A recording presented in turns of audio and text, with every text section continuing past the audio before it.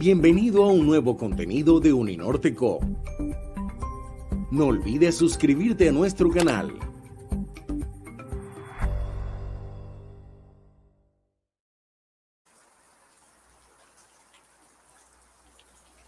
Muy buenos días a todas las personas que se han conectado a esta transmisión que estaremos desarrollando en el día de hoy como un evento regional que hace parte de la cumbre internacional en comunicación para el cambio social y de comportamiento que se ha venido desarrollando cada 2 años y que el próximo año será en Marruecos. La instalación en el día de hoy estaba a cargo del doctor Rafael Obregón de UNICEF, quien por motivos de fuerza mayor de última hora no podrá acompañarnos. Y en este caso la instalación la hará Adelaida Trujillo de la Iniciativa de Comunicación para América Latina, que también ha estado en este comité organizador de este espacio para América Latina. Adelaida Trujillo es directora de la Iniciativa de Comunicación para América Latina, es directora de la Fundación Imaginario, de Saturno Producciones, tiene una amplia experiencia en gestión de la comunicación, en gestión de la información, en diseño de estrategias de comunicación para el cambio social, no solamente en Colombia, sino a nivel internacional. Adelaida, bienvenida a este espacio y bueno que podamos desarrollar este evento tal como lo han planeado en eventos anteriores en Etiopía y en Bali, la necesidad también de descentralizar estos espacios de conversación y de discusión sobre comunicación para el cambio social. Bienvenida. Gracias, Yair. Buenos días. No sé si me escuchan bien. ¿Sí? ¿Estamos bien conectados? Sí. ¿Me escuchas? Ok. Bueno, buenos días a todos y a todas, a quienes nos acompañan desde varios lugares de América Latina. Es un placer estar acá con nuestros colegas de Uninorte. Muchas gracias, Yair, como siempre, muy aliado. Y yo hoy reemplazo brevemente a Rafael Obregón, colega de hace muchos años, que ha sido partícipe de debates que llevamos desde el año 97 en América Latina, tratando de conectarnos desde nuestra región con las entidades que han manejado, digamos, comunicación para el desarrollo, comunicación, cambio social y comportamiento, y desde siempre con Rafael, con Alfonso Bumucio, que sé que está aquí acompañándonos, y otros colegas, quisimos y hemos querido que América Latina esté presente en estos eventos globales, mundiales, interpelando y aportando de la región.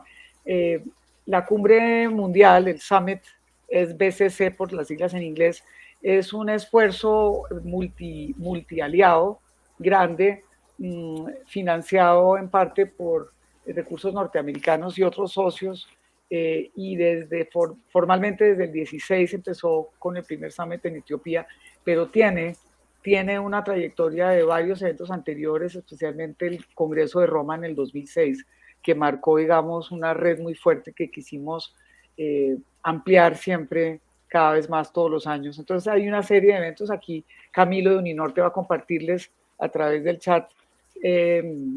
Publicó un boletín que precisamente Yair Vega publicó sobre la historia de dónde vienen todos estos summits. Entonces, en esencia, el summit iba a ocurrir en Marruecos en marzo del 2020, por la pandemia tuvo que cancelarse, aplazarse hasta diciembre del 2022, Dios mediante, como dicen. Y mientras tanto, lo que hemos hecho es tratar de generar conversaciones regionales, porque efectivamente es un campo que está cada vez desarrollándose de manera más dinámica a nivel regional. Hemos ya tenido varias conversaciones de este tipo, reuniones virtuales regionales, y esta semana hay literal capítulos, llamémoslo así, capítulos en África y en Asia, donde está cada región abordando los temas que, derivados de la agenda del Summit del año pasado, se están aterrizando en nuestras regiones. Por eso, en este caso, el Summit en América Latina continúa esta alianza con Uninorte y la Iniciativa de Comunicación, y estamos pues muy encantados de tenerlos acá y de poder aportar desde la región a la agenda de Marrakech 2022, porque seguramente va a tener que cambiar, por ejemplo, con el tema del COVID, que es el primer panel que nos ocupa hoy. Entonces, nada, yo quería también decirles que En el panel 2 va a estar Fernando Carcache, que es miembro del Secretariat, el Secretariado Global. Yo soy miembro del Comité Directivo, somos 18 personas que representamos organizaciones o como individuos. Y en el Secretariat está UNICEF, está Puntos de Encuentro con Fernando Carcache, está Johns Hopkins, está la Universidad American University de Líbano y otros colegas a nivel, digamos, Secretariat. Y ya somos otros más 18 que nos reunimos mensualmente y ya después les contaremos en más detalle a través del boletín que vamos a enviarles después. Eso es, digamos, lo que les puedo decir sobre el Summit y pues lamentando mucho que Rafa no nos pueda acompañar, Rafael Obregón.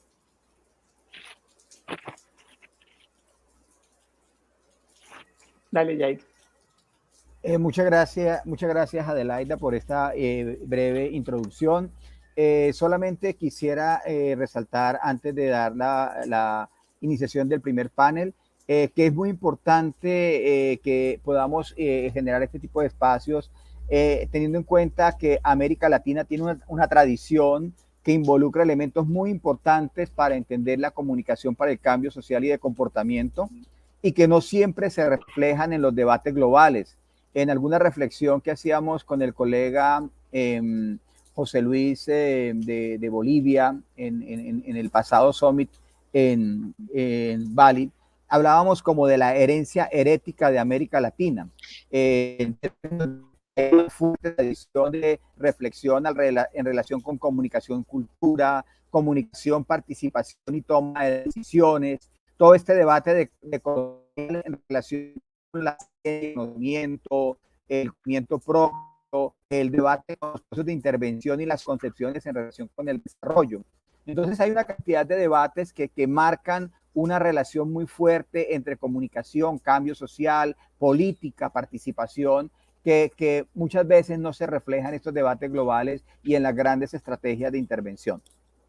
Pero también eso se conecta con otra necesidad, que es la necesidad de profundizar diálogos e incidencia con diferentes actores, con gobiernos, porque si no se generan capacidades, si no se genera incidencia en la forma como los gobiernos hacen comunicación, las entidades de cooperación, las entidades multilaterales, las organizaciones sociales y comunitarias, entre muchas otras, entonces generar diálogos y generar espacios, pues va a permitir también que todas estas reflexiones puedan materializarse en la práctica también de la comunicación para el cambio social y de comportamiento. Entonces, con esta introducción y resaltando la importancia de este espacio, vamos a dar entonces la inducción al primer panel que vamos a desarrollar en el día de hoy. El primer panel va a enfatizar más en todo el tema del COVID-19 y en cómo la comunicación ha estado presente en las respuestas a los impactos del COVID-19. Para este panel tenemos al profesor Julián Fernández, quien es una persona experta en estos temas, a quien hemos conocido en la Universidad del Norte como colega, profesor. Va a estar con nosotros también Warren Fick de The Communication Initiative, quien también ha sido líder y ha estado también en el secretariat impulsando esta tradición de los Summit sobre comunicación para el cambio social y de comportamiento. Y va a estar con nosotros Angélica Valenzuela del CICAM de Guatemala. Voy a dar la palabra al profesor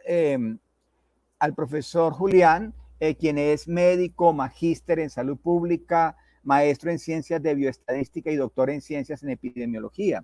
Es profesor e investigador, ha sido docente de la Universidad Industrial de Santander, investigador del Instituto Nacional de Salud Pública de México, donde fue jefe de departamento de epidemiología y estadística espacial.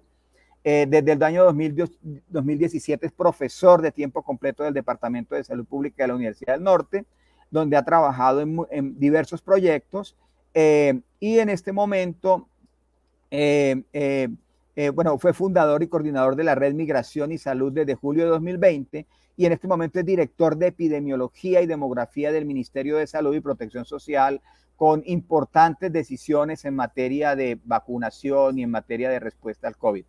Doctor Julián, muchas gracias por haber aceptado la invitación a estar con nosotros. Colega, un abrazo y bienvenido. Bueno, muy buenos días y muchísimas gracias, profesor Jair, y a todo su equipo por la invitación a participar en este espacio tan importante. Yo voy a hacer una reflexión un poco corta que deriva en un texto que vamos a publicar pronto sobre lo que ha sido la experiencia de comunicación ligada a la gestión del conocimiento durante la pandemia. En primer lugar, voy a comenzar con algunas ideas claves y cerrar con una reflexión personal. Lo primero que tenemos que considerar es que las decisiones en salud pública son decisiones que tienen, por definición, un margen de incertidumbre. Se toman en escenarios bajo incertidumbre. La evidencia con la que tomamos decisiones nunca es completa y pocas veces es lo suficiente para sentirnos con absoluta certeza sobre las decisiones. El físico premio Nobel Richard Feynman decía que no existen certezas, sino solamente grados de certidumbre. Esto es real en salud pública y podríamos revisitar cómo históricamente muchas de las cosas que damos por hecho, incluso después de estudios de varios años, tuvieron que ser replanteadas años después conforme más y mejor evidencia surge.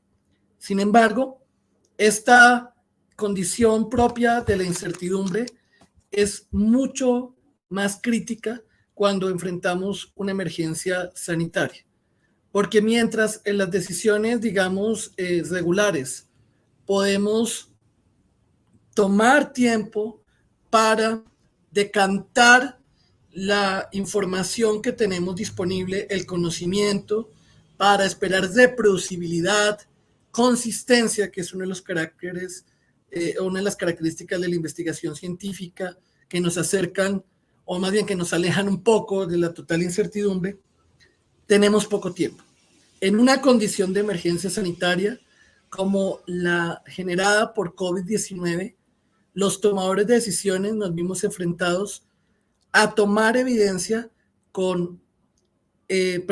decisiones con evidencia de menos calidad de la que estamos acostumbrados, mucho más incompleta, pero la necesidad y la obligación de actuar bajo los principios de precaución nos llevaron a tener que tomar decisiones de esta manera. No quiere decir que las decisiones no fueran soportadas en evidencia, sino quiere decir que la valoración entre los balances de riesgo-beneficio tenían un nivel de incertidumbre mayor.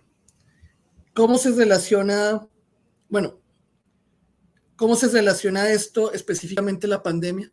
Estábamos hablando de un virus que para todo el mundo era nuevo a finales del 2019, principios del 2020. Si bien conocíamos los coronavirus, si bien conocíamos sobre pandemias, claramente el comportamiento epidemiológico, virológico, inmunológico de este virus era distinto a lo que habíamos observado en varias décadas. Pero además, todo cambiaba.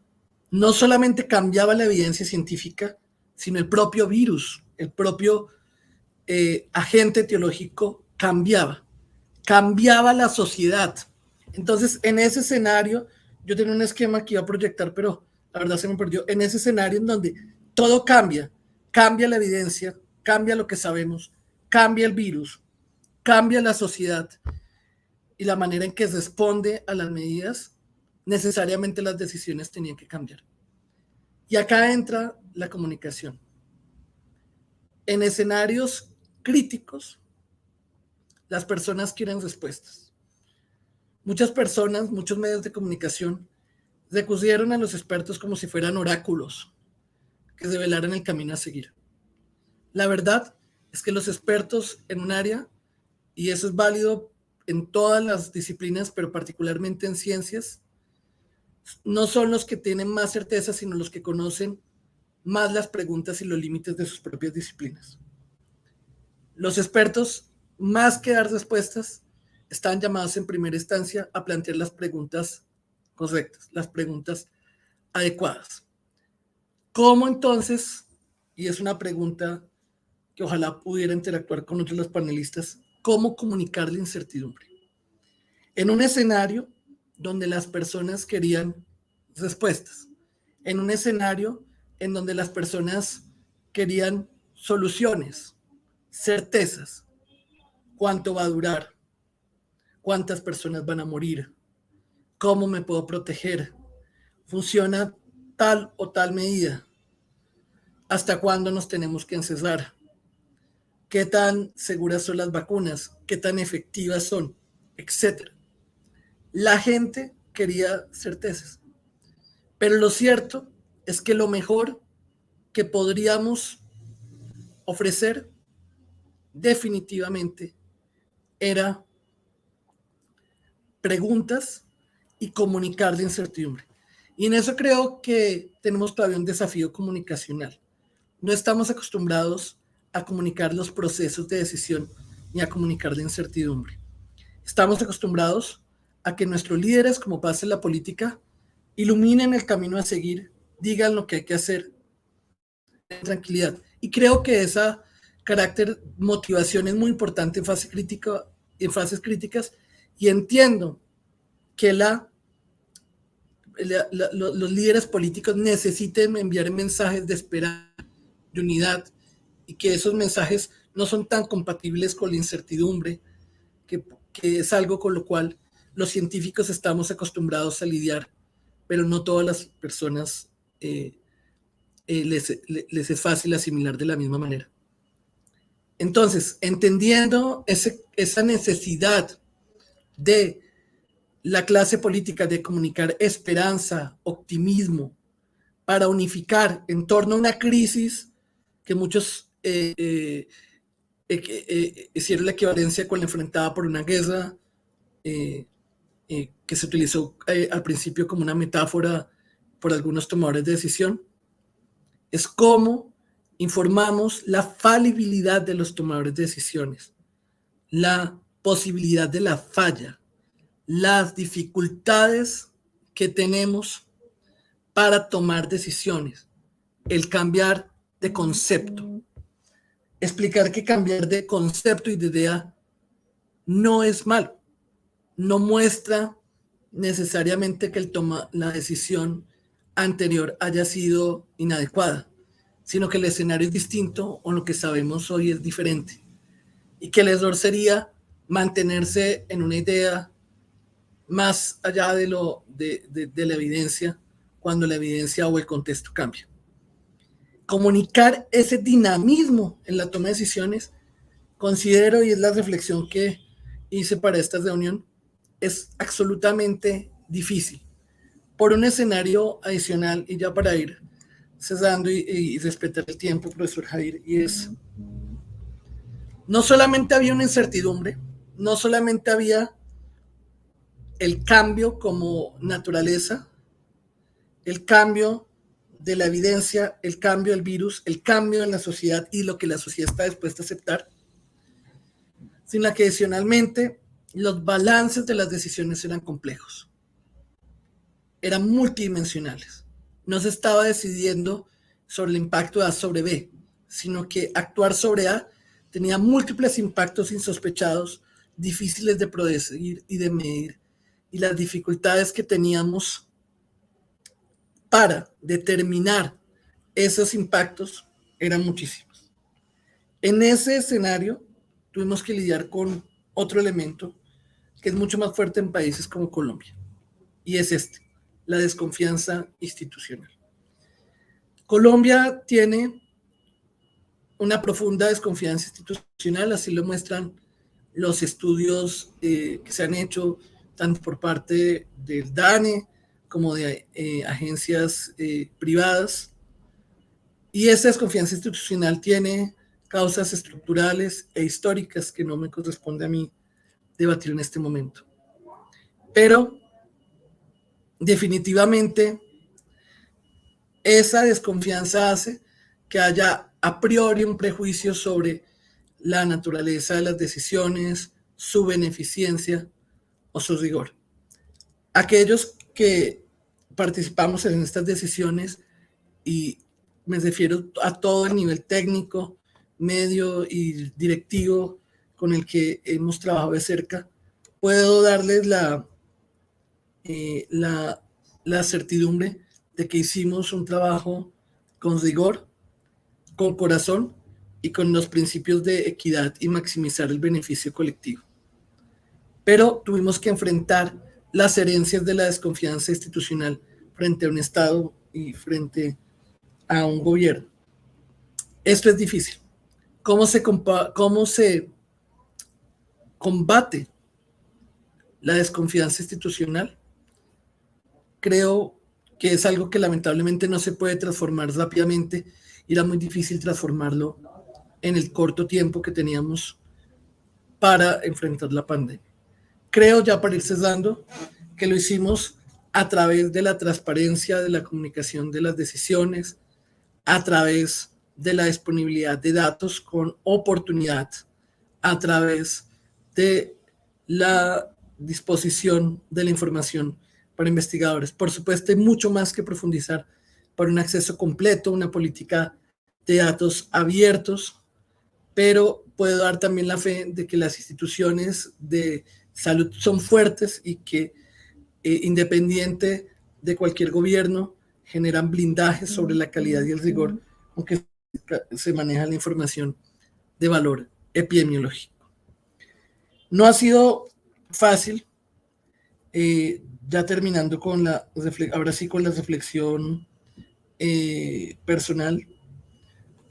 Con un amigo al principio de la pandemia hablábamos de que el llamado que nos hizo algunos el ministro era un llamado a una guerra, aunque no me gusta la metáfora, que no íbamos a ganar.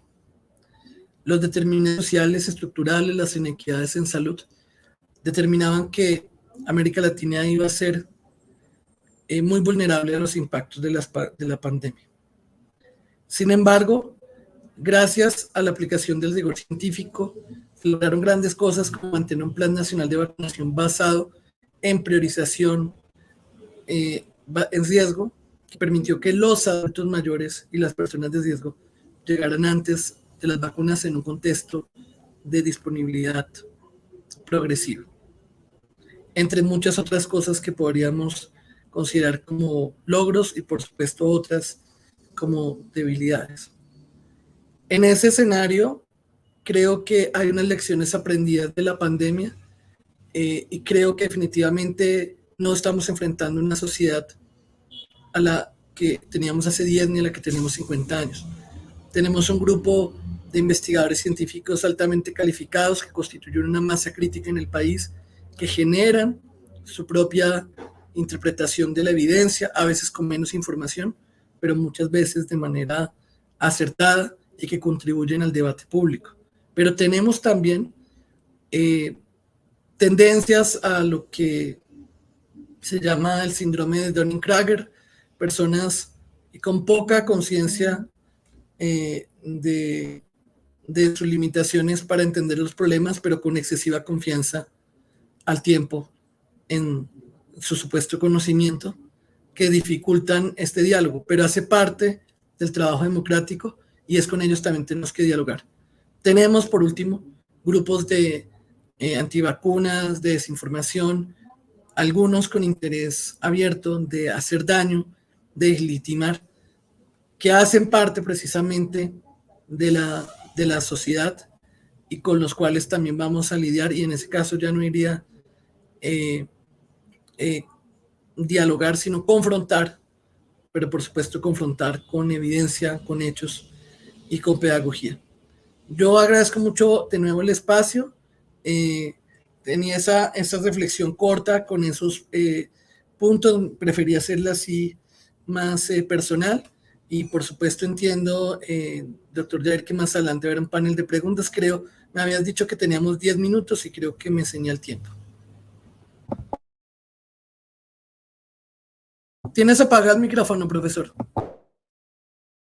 Muchas gracias, profesor Julián, por su intervención. De hecho, conversábamos muy al comienzo de la pandemia con el profesor Julián, cuando jugó un liderazgo muy importante también desde su cuenta de Twitter y desde sus espacios de redes para orientar a la población, y que fue algo muy importante y reconocido. Tal vez en las preguntas podemos retomar un poco esa conversación sobre varias personas que del campo de la salud incursionaron de manera muy interesante en el campo de la comunicación, y que fueron generando unas tendencias importantes en la opinión, y que tal vez podríamos retomar luego en el espacio de conversación.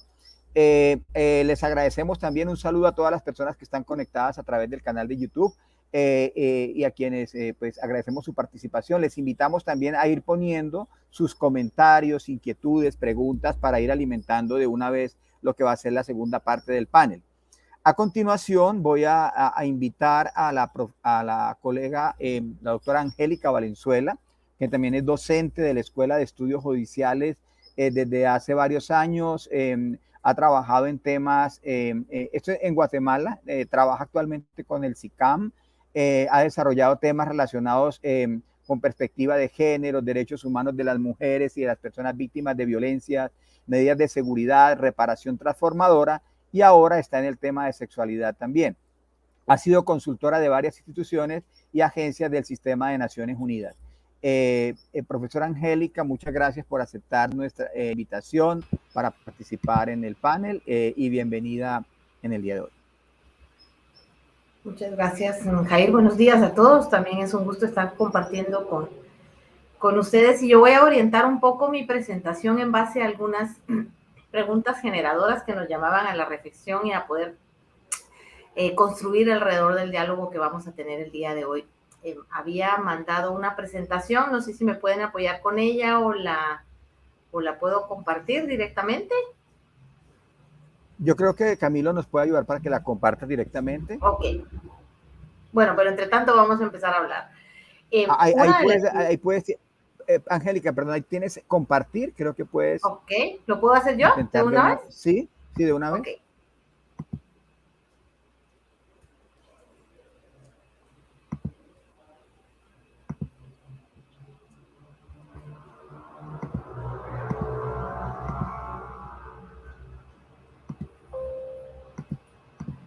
Compartir pantalla completa. Ya vamos a ver, dame un segundito.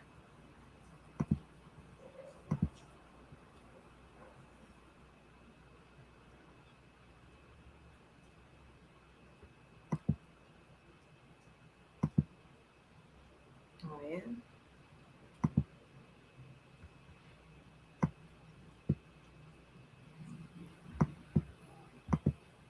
Bueno, está bien. No importa. Vamos a conversar. Bueno,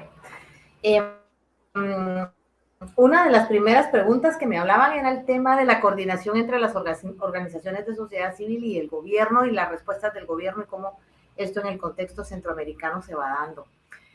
Nosotros percibíamos que las primeras respuestas, bueno, y de hecho todavía nos estamos preguntando si hay respuestas, o lo que estamos recibiendo es solo como paliar la crisis. Entre tanto, esto se sigue convirtiendo en un negocio, que es la mayor preocupación. Pero las respuestas eran emotivas e intempestivas. Tú sabías hoy que amanecías y salías, pero no sabías mañana qué iba a pasar. El presidente cerraba el país a las 5 de la tarde. Era una crisis terrorífica. La persona que me antecedió decía, la comunicación sirvió para generar incertidumbre, y exactamente eso era. Pero nosotros sabemos que cuando comunicamos la incertidumbre siempre hay algo atrás que la población tiene que esperar. Entonces no había una reacción conjunta ni coordinada, sino que eran reacciones emotivas y poco estratégicas, y decisiones también poco estratégicas que el gobierno tomaba en ese momento, con algunas ventajas siempre para algunos grupos y desventajas para la mayoría. No se analizaron los efectos de esas decisiones, y por supuesto las mujeres estaban como al centro de la crisis. ¿Qué pasaba con esto? Algunas de las teorías que se manejaban de las violencias se estaban materializando. Las mujeres han permanecido la mayor parte confinadas en sus hogares, pero no con la presencia permanente del agresor, y aquí empezaban los riesgos y la crisis de las mujeres. ¿Qué era evidente? Bueno, los privilegios de las élites, las que podían pagar, las que podían estar fuera, las que podían tener acceso a recursos, sobre todo alimentarios, porque también eso sucedía cuando confinaban y el presidente decidía cerrar el país, la primera crisis era la alimentaria, cómo tengo acceso al recurso. Entonces aquella de la clase media que podía acceder a un recurso móvil, pues lo tenía, pero la mayor parte de la población que está en situación de pobreza y pobreza extrema, que vive del día a día de lo que va percibiendo, obvio, los estabas mandando a una pobreza mucho más profunda. Y esto se evidenció. El contexto centroamericano no rebasaba de esto, ¿verdad? Muchos de los presidentes empezaron a hacer eso. En el caso de El Salvador, el país se cierra, no hay ninguna comunicación, no había ninguna cooperación, por así decir, de ver qué pasaba con la gente que se estaba movilizando por la misma situación de crisis. En el caso de Honduras, se empiezan a dar las migraciones masivas, grupos de 6,000, 7,000, 10,000 personas trasladándose hacia el área norte del país en circunstancias sumamente críticas, y esto empieza a generar también algunos roces entre los mismos gobiernos. El punto crítico era que no había una comunicación clave que le permitiera a la población tener la certeza y la seguridad de lo que estaba pasando alrededor de esto. En el tema del fenómeno de las violencias, pues sabemos que el origen y la esencia de las violencias está radicado en esas relaciones desiguales de poder en las cuales las mujeres siempre viven en suma desventaja. ¿Qué pasaba con esto? Que los contextos que se estaban generando alrededor de las respuestas y de todas las decisiones gubernamentales hacían que el fenómeno de alguna manera se funcionara o se instrumentalizara de formas críticas para las mujeres. En este caso, confinan a las mujeres con sus agresores, hay un silencio total. De hecho, la respuesta del sector justicia es que hay una baja a la violencia, que la familia, el mismo presidente daba sus mensajes, que las familias estaban en una etapa de reconciliación, en una oportunidad de reducir sus diferencias y de aprender a vivir felices. Hay un descenso del 70% aproximadamente de denuncias del fenómeno de la violencia, lo cual para la sociedad civil era un alertivo, no era un consuelo, porque sabíamos que el silencio lo que estaba ocultando era una profundización del fenómeno de la violencia. Y verdaderamente fue así. 6 meses después, que ya se empieza a movilizar el país de una manera diferente, que se empiezan a habilitar otro tipo de recursos, sobre todo de transporte y de acceso a medios de comunicación, se dispara 3 veces el número de denuncias de violencia. Entonces eso era lo que el silencio de ese momento y en el confinamiento ocultaba, lo que las mujeres estaban viviendo. Se profundizan las situaciones laborales, hay despidos, las mujeres ya no pueden movilizarse, hay un confinamiento de los hijos, las escuelas se cierran, o sea, toda la institucionalidad entra en crisis. Y esa incertidumbre también generaba en la población el no saber qué hacer, todos encerrados, sin recursos, no había una comunicación efectiva, las preocupaciones se profundizaban, la economía venía para abajo, los cierres del país eran por días, por horas, una situación sumamente crítica. Y esto era no solo alrededor de Guatemala, sino sobre todo del Triángulo Norte, que estábamos viviendo situaciones similares, y con el tema de la movilización de miles de personas buscando cómo sobrevivir en esas situaciones críticas del país. Uno puede decir, a veces eran situaciones emotivas, pero verdaderamente no tenemos la certeza que no hayan sido planificadas y que todo esto también haya sido una estrategia que al final de año y medio resulta la evidencia de un gran negocio en cuanto al manejo de las vacunas, a cómo se ha dado, a quiénes la podían recibir, quién no, cómo se comportaba la enfermedad, nadie lo sabía, cómo se transmitía este virus, qué era, había mucha incertidumbre. Eso sí, todas las empresas dedicadas al tema de venta de alcohol, de antibacteriales y de mascarillas y todo ese tipo de cosas, pues tenían como copada la venta de estos productos, y entonces la gente ya pensaba cómo incorporar esto dentro de la canasta básica, como decimos, y entonces otra situación que se veía, empieza la persecución en el tema de seguridad. En lugar de asegurar la seguridad de la población, empieza la persecución hacia aquellos que estaban irrumpiendo los famosos toques de queda o los estados de emergencia dictados por los gobiernos. ¿Cuáles eran los aciertos o los desaciertos? No había coordinación, ni siquiera gubernamental. Las instituciones estaban como sálvese quien pueda. El sector justicia decide cerrar durante 6 meses las puertas y cerrar verdaderamente de no moverse. El acceso a la justicia era cero, había una persecución en contra de la población en general. Las organizaciones también ponen en la palestra qué era el compromiso que tenían que hacer. El alza de la violencia, sabíamos que dentro de las casas se estaba dando, la situación con niños y niñas. Si las mujeres no existen, las niñas menos, ¿verdad? La situación con niñas y niños, porque el sector educativo también cierra sus puertas y empiezan a confinar a todas las familias. Era grave. La carga más fuerte era hacia las mujeres, buscar el recurso, proveer a sus familias, hacerse cargo de sus hijos, la presencia del virus, el no acceso a medicamentos, no había una información certera. Entonces, verdaderamente, la población estaba viviendo en una situación sumamente crítica.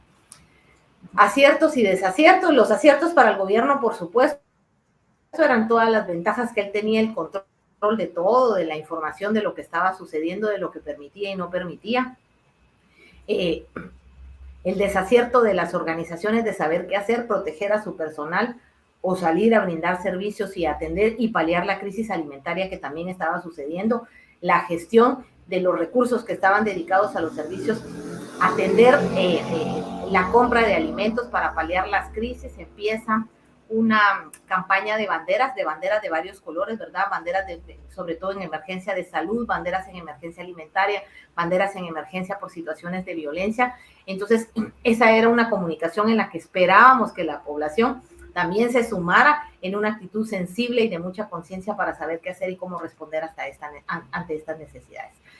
No fue así. Verdaderamente aquel término de sálvese quien pueda no solo era institucional, sino también era personal, era ver qué podía hacer con mi familia, conmigo misma, para sobrevivir a la situación que estaba pasando. Y sobre todo la poca información y el poco acceso a recursos que se tenía. Muchas organizaciones, al final, después de la crítica en que el gobierno empieza a cerrar y empieza a condicionar y empieza también a levantar una vigilancia hacia aquellos que estaban trabajando fuera de las normas que él había establecido, bueno, muchas organizaciones nos decidimos a romper la regla gubernamental y empezar a atender las necesidades y las crisis de las mujeres. En un término de una semana se volvieron a abrir las organizaciones,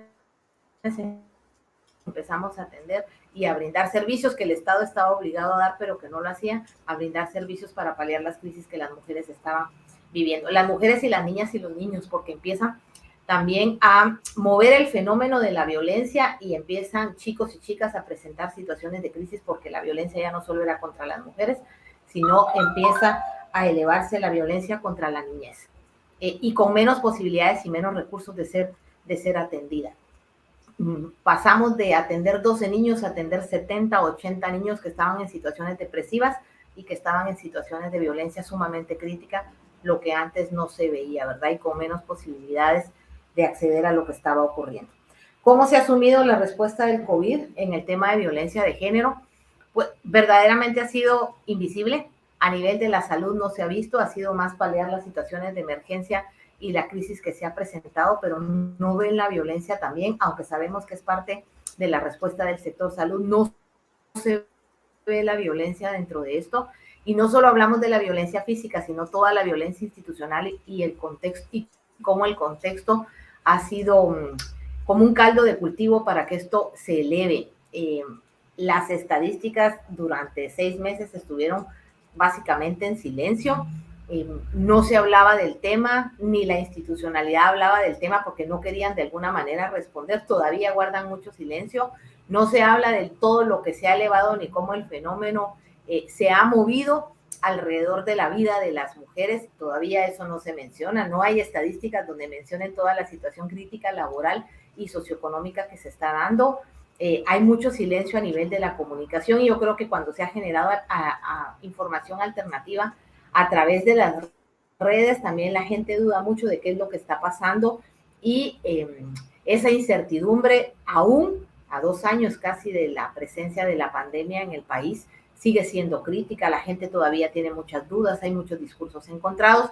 El gobierno gestiona una comisión específica para esto, pero como 6 meses después de que se gestiona esto, hay una renuncia de quien está al frente de la comisión, hay renuncias de ministros y de viceministros de salud y de otras carteras porque no estaban conformes con las decisiones presidenciales. ¿Qué hacemos nosotros ahora o cómo vamos a asumir la respuesta o qué posibilidades vemos? ¿Dónde está la brújula, como decimos, por dónde está el norte de la situación crítica? La situación económica está ahorcando a la población en general. hemos empezado a responder a la nueva normalidad en que como decimos, incorporar tales no solo dentro de las organizaciones, dentro de la población. La brecha es mucho más evidente. El que tiene el recurso y lo puede pagar va a tener acceso, tiene el recurso y no lo puede pagar no va a tener acceso. El derecho a la educación violado, el derecho a la salud violado, el derecho a la seguridad violado. Las instituciones están intentando paliar las restricciones gubernamentales y continuar funcionando con la responsabilidad que tienen. El fenómeno de la violencia todavía no logra responder y aquí se pusieron en crisis muchas situaciones. Hay una inversión muy fuerte en establecer modelos de atención integral, en establecer protocolos y procedimientos específicos que en el momento de la crisis se vieron, ¿qué decimos?, sumamente cuestionados. ¿Qué pasaba? Las personas no podían moverse para buscar la seguridad y esta era una condición de los modelos, que la presencia de la persona estuviera dentro de la institución. La restricción gubernamental no lo permitía. Entonces empezó a buscar la generación de respuestas utilizando medios digitales, lo cual hasta la fecha todavía no ha llegado de una manera satisfactoria. Las mismas instituciones bajo el precepto de la seguridad de su personal, cuando decidieron cerrar la puerta, no buscaban tampoco respuestas alternativas a esta situación. ¿Qué vemos nosotros aquí? Estados no preparados. Si ya teníamos una deuda en la prevención de la violencia, estados no preparados tampoco para atender ni siquiera las causas de una manera específica. Dos, que la violencia continúa siendo un negocio, ¿verdad? En el sentido de que hay inversión supuesta para responder a determinados programas, pero poco funcionales para atender situaciones emergentes o de nuevas, ¿cómo decimos?, o de nuevos riesgos que se presentan. Los factores de riesgo se ampliaron, el abanico de factores de riesgo se amplió, pero en paralelo no se ha ampliado el abanico de factores protectores hacia la violencia contra las mujeres. No hay una coordinación tampoco entre las mismas organizaciones en las que tengamos como esencia central el garantizar que la vida de las mujeres sea libre de violencia. Están tratando también las organizaciones de gestionar y de sobrevivir ante esta crisis. Hay una demanda muy fuerte por trabajar protocolos de bioseguridad, pero muchas veces con poco acceso a esos recursos que permitan cumplir con esos protocolos de bioseguridad. Las situaciones de críticas de las mujeres entre ahora, no solo ser trabajadora, la que provee, la mamá, maestra,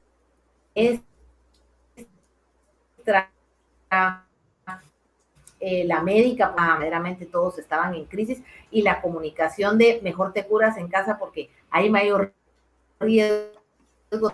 También el que entra a un hospital que estaba atendiendo personas con COVID no salía. Con el tema de las vacunas, también hemos tenido sumamente dificultades, ¿verdad? Como decía el compañero anterior, hay una crisis comunicacional en cuanto a qué sucede, cómo reacciona, qué tienes acceso. Hay como tres grupos, ¿verdad? Los pro, los contra y los neutros que no se deciden qué hacer y cómo hacerlo. Hay campañas desde el sector salud gubernamental, campañas en cuanto al tema de la vacunación, ha ido por grupos subiendo la oportunidad de tener acceso a ellas, pero sabemos que más del 50% de la población todavía no está vacunada, sigue en crisis. Entonces uno dice, ¿hacia dónde oriento la brújula? Viendo que en el tema de comunicación hay una crisis institucional que todavía no logra resolver ni clarificar el comportamiento de la pandemia, ni cuáles son las vías estratégicas para trabajarlo. No se ha incorporado la violencia contra Angélica, las mujeres y contra las niñas y los niños. Estamos ya sobre el tiempo para cerrar, por favor. Ok, voy cerrando. Entonces, no hay una respuesta que evidencie cuantitativamente cómo el fenómeno de la violencia está elevado, por lo tanto, no va a haber cómo paliarlo desde el sector gubernamental y desde la sociedad civil. Pues intentamos en lo poco cursos de respuesta, pero la coordinación todavía sigue siendo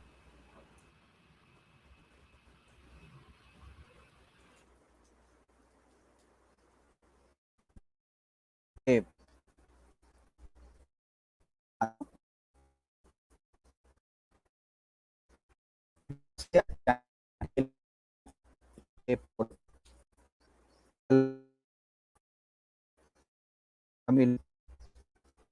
gracias, Angélica, por su intervención y por, digamos, el panorama que se ve desde Guatemala y Centroamérica en materia de las respuestas desde la comunicación y de la forma como se ha dado relacionamiento entre gobierno, sociedad civil y diferentes actores en la respuesta al impacto del COVID-19 en diferentes poblaciones, tal como lo has descrito.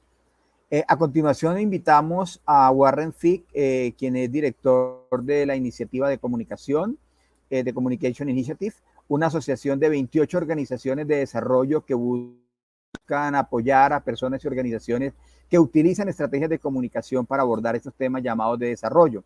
Dentro de las actividades de la iniciativa de comunicación hay una red de comunicadores conectados, más de 75,000, en un sitio web en el cual hay resultados de diferentes programas, pensamiento estratégico, con más de 35,000 páginas y 2.5 millones de sesiones de usuarios en los últimos 12 meses. Circula el boletín electrónico de Drum Beat, Soul Beat y Son de Tambora a nivel global, en África y en América Latina, además de otras características de esta red que comenzó en el año 1998. Anteriormente, Warren había ocupado puestos de liderazgo en la sede de UNICEF en Nueva York, en comunicación sobre salud, VIH y SIDA, y la Secretaría del Commonwealth de Desarrollo de Juventud. Es de Neozelanda, actualmente vive en Vancouver con su pareja y sus 3 hijos. Warren también estuvo recientemente liderando un panel independiente que convocó la iniciativa, que convocó la Organización Mundial de la Salud, y a través de, digamos, de la iniciativa de comunicación se recopiló una cantidad de aportes y reflexiones sobre los retos de comunicación y participación en el contexto de las pandemias. Warren, bienvenido. Agradecemos a Adelaida Trujillo, quien va a estar apoyando con la traducción para que podamos tener, digamos, el contexto. Warren. Joy, and I learned a huge amount from Angelica and Julian and their contributions. And I want to thank Adelaida for doing the translation of this in the text thing. And a special hi to Alfonso. Alfonso, I haven't seen you in ages, but anyway, I'm glad that you're on, and a big hi from here. I can't cover everything. I just wanted to go through some thoughts from our position and role, which has been outlined by Jair with this extensive network of 90,000 people engaged in this work. And I particularly wish to draw on a paper called With People that was put together by 23 organizations in response to a WHO review chaired by the previous president of Sierra Leone and the previous prime minister of New Zealand. And we gathered that group together, and I think if you can share the link to it now, I think I provided the link before, and you will see some of the thoughts there. And what will happen is that will be translated into Spanish and will be available. I think the title for this is What the Hell Happened? Warren, Camilo, ¿podrías poner a Adelaida con Warren para que pueda ir apoyando la traducción? Muchas gracias. Sorry, Warren, I need to translate very quickly what you've said, because otherwise. Oh, so you're going to do the, okay, yeah, sure. I can't do it through the chat. So, okay, fine. Go, bueno, please. Muchas gracias. Aquí nos va a tocar hacer como magia con la traducción. Básicamente, Warren estaba agradeciendo tanto a Julián como a Angélica por sus intervenciones súper interesantes. Él va a aportar desde su conocimiento como director de la iniciativa de comunicación a nivel global, que tiene más de 95,000 suscriptores, y un ejercicio que se ha hecho no solamente a través de un sitio temático que maneja temas de comunicación y COVID, pero particularmente un paper que comisionó la Organización Mundial de la Salud con la ex primer ministra de Nueva Zelanda y otras personalidades de muy alto nivel para hacer unas recomendaciones, un panel independiente sobre respuesta a la pandemia. Este paper incorporó unas recomendaciones de un subgrupo de comunicación que consultó Warren el año pasado, y es lo que Camilo nos va a proyectar. So I guess you're going to have to tell me when to, you'll stop. Sure. And I'll translate. Okay. And I will try to be very brief, Julia. I think the title for this is What the Hell Happened. El título tal vez debería ser ¿Qué carajos pasó? para este paper? ¿Qué carajo fue lo que nos pasó? What the hell happened? Now ¿Qué we wear diablos pasó? masks. We wear masks. We stay distant from each other. We have limited social gatherings. We're not allowed to travel. Es decir, o usamos máscaras, no nos vemos con la gente, nos aislamos, no se nos permite viajar, etcétera. O No, many, if you can work from home. There are income subsidies in wealthy countries. Government spending has gone up. También se puede trabajar desde casa y también sabemos que se ha aumentado mucho el gasto personal. Most of our relationships are online. La mayoría de nuestras relaciones son en línea. The on-home relationships have often gone very negative. We just heard about violence against women, for example. Hemos oído, por ejemplo, cosas muy negativas como el incremento de la violencia, es decir, entre las relaciones en línea, etcétera. Schooling has changed, mental health, gender roles. Ha cambiado la manera de educar, la manera de asistir a la escuela, los roles de género, las relaciones de poder, las relaciones de género. Quiero saber si me están escuchando bien. These are all big changes and they all happen really quickly. Estos cambios han sido muy grandes y además pasaron demasiado rápidamente. And interestingly, from our field of work, they happen without any planned, considered, implemented at-scale behavior change programs. Y desde el punto de vista de nuestro campo, no ocurrieron con ningún tipo de plan que pudiera llevarse, digamos, a escala, que tuviera que ver de manera sistemática con cambio de comportamiento. Esto no estaba, digamos, disponible, presente. There was no time for formative research. No hubo tiempo para investigación formativa. Message development. Desarrollo de mensajes. I think communication. You can go by paragraphs so that it doesn't take so long. Okay. Yeah. There was no time for communication channel analysis, etc. This all happened really quickly and has been very, very big in the changes that have happened. Sí, es decir, no hubo tiempo para hacer ningún tipo de análisis de comunicación. Esto ocurrió de manera demasiado rápida, demasiado intempestivamente. No ha habido tiempo para hacer análisis, ni para hacer, por ejemplo, investigación formativa, este tipo de tiempo que se necesita para entender los procesos. So what have we learned? Bueno, entonces, ¿qué hemos aprendido?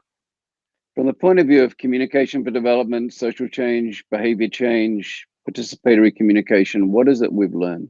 Bueno, ¿qué hemos aprendido desde el punto de vista de la comunicación para el desarrollo, la comunicación para el cambio social y de comportamiento, la comunicación y la participación? Possibly that we don't need massive behavior change programs that spend ages figuring out messages to convince people to do something. Tal vez hemos aprendido que no se necesita tanta inversión en programas masivos de comunicación y cambio de comportamiento que le dicen a la gente qué tiene que hacer. A lo mejor aprendimos eso. We've certainly learned that it's inequitability that drives pandemics. In almost every country, it's the poor and marginalized communities that are most affected and which drive a pandemic.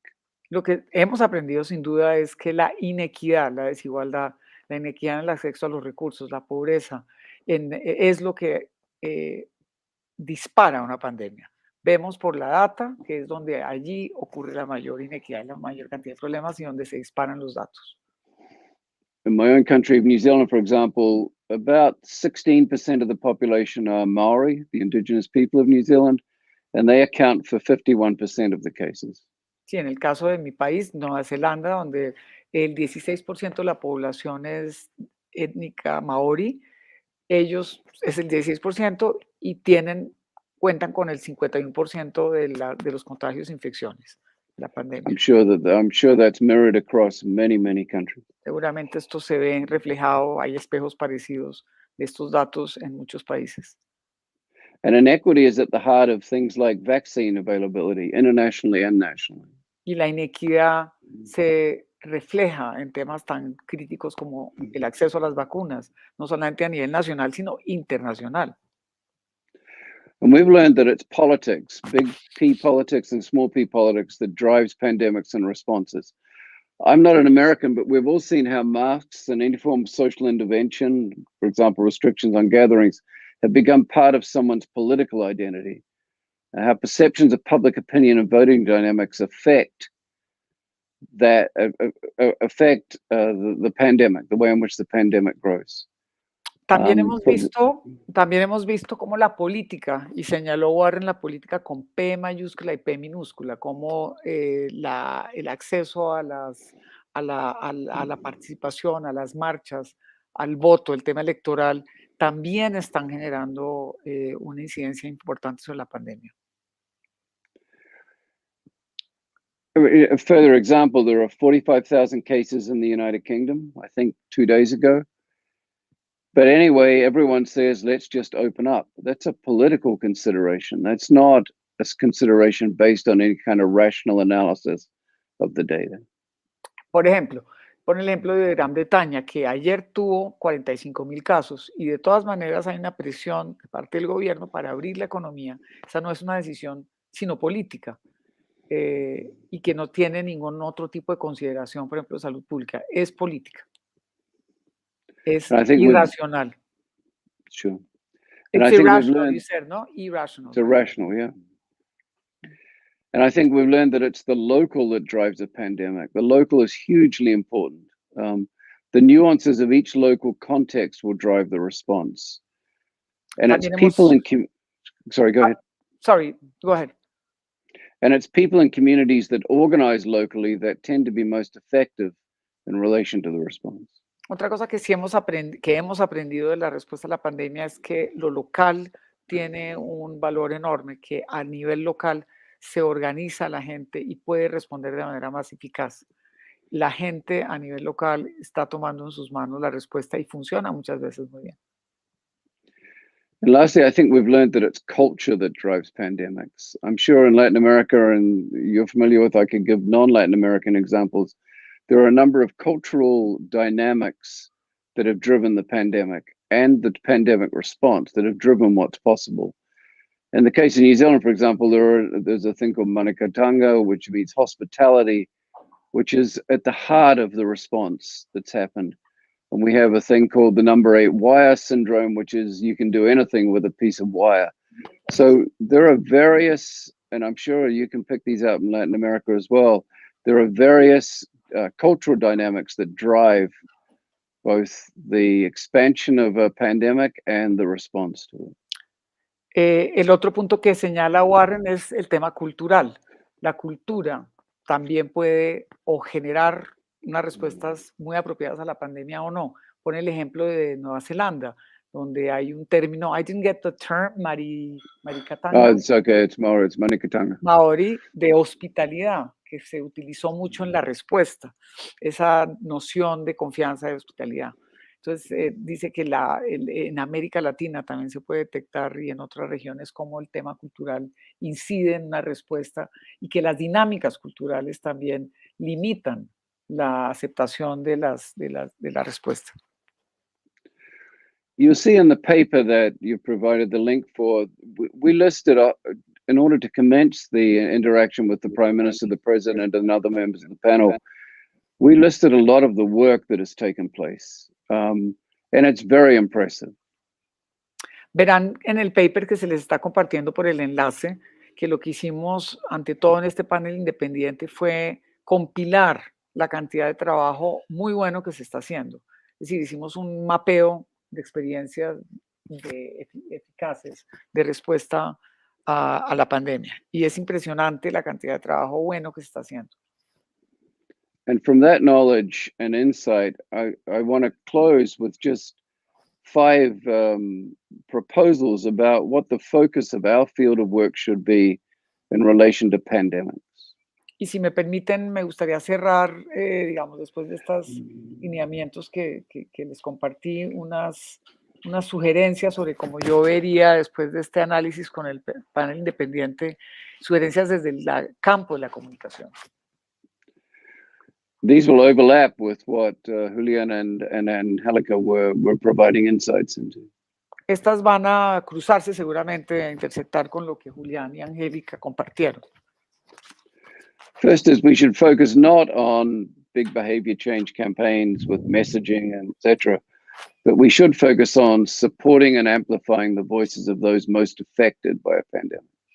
Primero, no debemos seguir apoyando grandes programas enormes de cambio de comportamiento individual, sino apoyar a las personas a nivel local a que tengan más voz, fortalecer esas voces locales y esas articulaciones locales.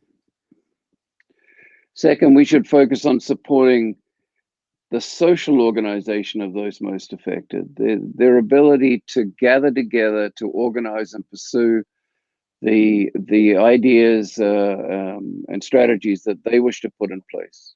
Debemos, en segundo lugar, apoyar las organizaciones sociales que apoyan a esas comunidades que están siendo afectadas, las más afectadas, las más vulnerables, apoyar esos encuentros, esas articulaciones, esas organizaciones sociales que les dan apoyo a estas poblaciones más marginales y vulnerables.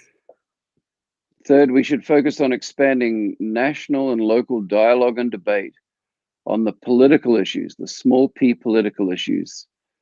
Debemos that are apoyar. Go ahead. Sorry, go ahead. The small p political issues, which are the intersection between what the pandemic is challenging us to do and who we are as people. So there is always a conflict between what we want to do. We want to gather with people. We want to gather with friends. And what the pandemic requires, I'm sorry, you can't meet with your friends. And that becomes a small p political issue. And we need to expand the dialogue on this.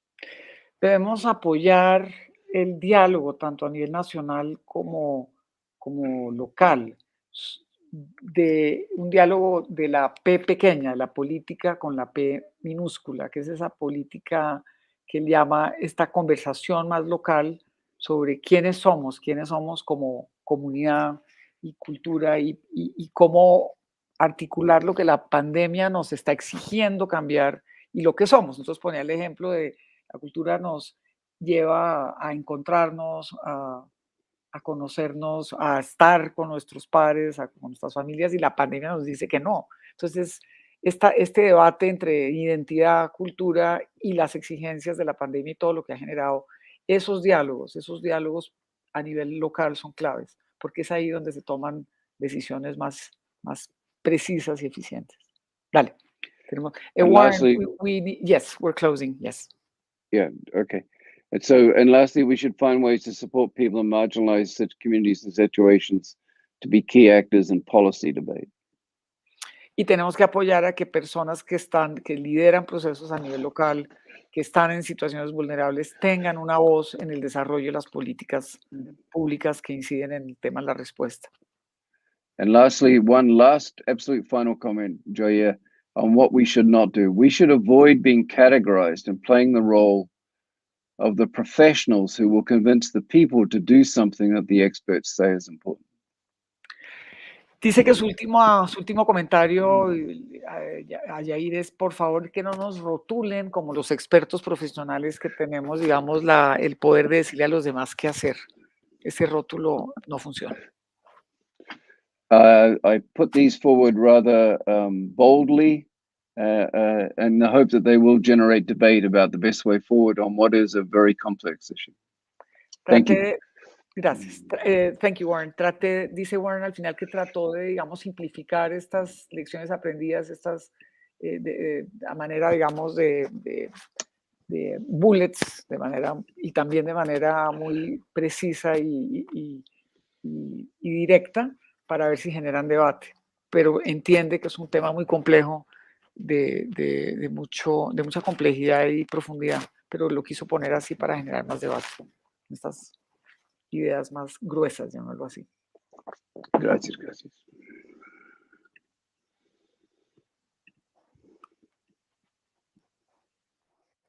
Angélica, nos podemos quedar tal vez un momento con Adelaida acá en esta parte de la conversación. No veo acá algunas preguntas o comentarios en el chat. agradeceríamos si por favor pudieran compartirnos con nosotros sus puntos de vista desde quienes están participando a través del canal de YouTube. De todas maneras, creo que hay como 3 escenarios que se han planteado muy, muy importantes en las intervenciones. Yo creo que Julián nos planteaba la complejidad del escenario y de las decisiones que se toman desde el gobierno. Angélica nos mostraba también los retos y ese panorama que tiene que ver en la articulación gobierno-sociedad civil y la dificultad en diferentes poblaciones y en el tema de los derechos de las diferentes poblaciones, cómo esta coyuntura del COVID ha complejizado eso. Y Warren nos sintetizaba como en ese resumen del trabajo que se ha venido realizando en la reflexión sobre la comunicación en la coyuntura, planteando retos que son retos que se han venido poniendo sobre la mesa desde hace ya varios años en términos de la importancia de superar la comunicación muy centrada solamente en las campañas, en la transmisión de información y en cómo las comunidades locales van encontrando formas también de vincularse y la necesidad de apoyar ese tipo de procesos que permiten que individuos y comunidades se empoderen alrededor de su propia salud, de sus propios procesos, puedan generar comunicación. Está 99 y en comunicación más información, más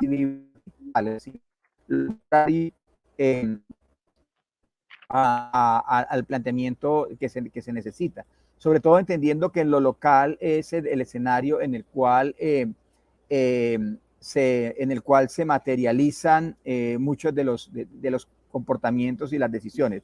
Adelaida, no sé si quieras tú también compartir un panorama inicial sobre esta primera parte de las intervenciones.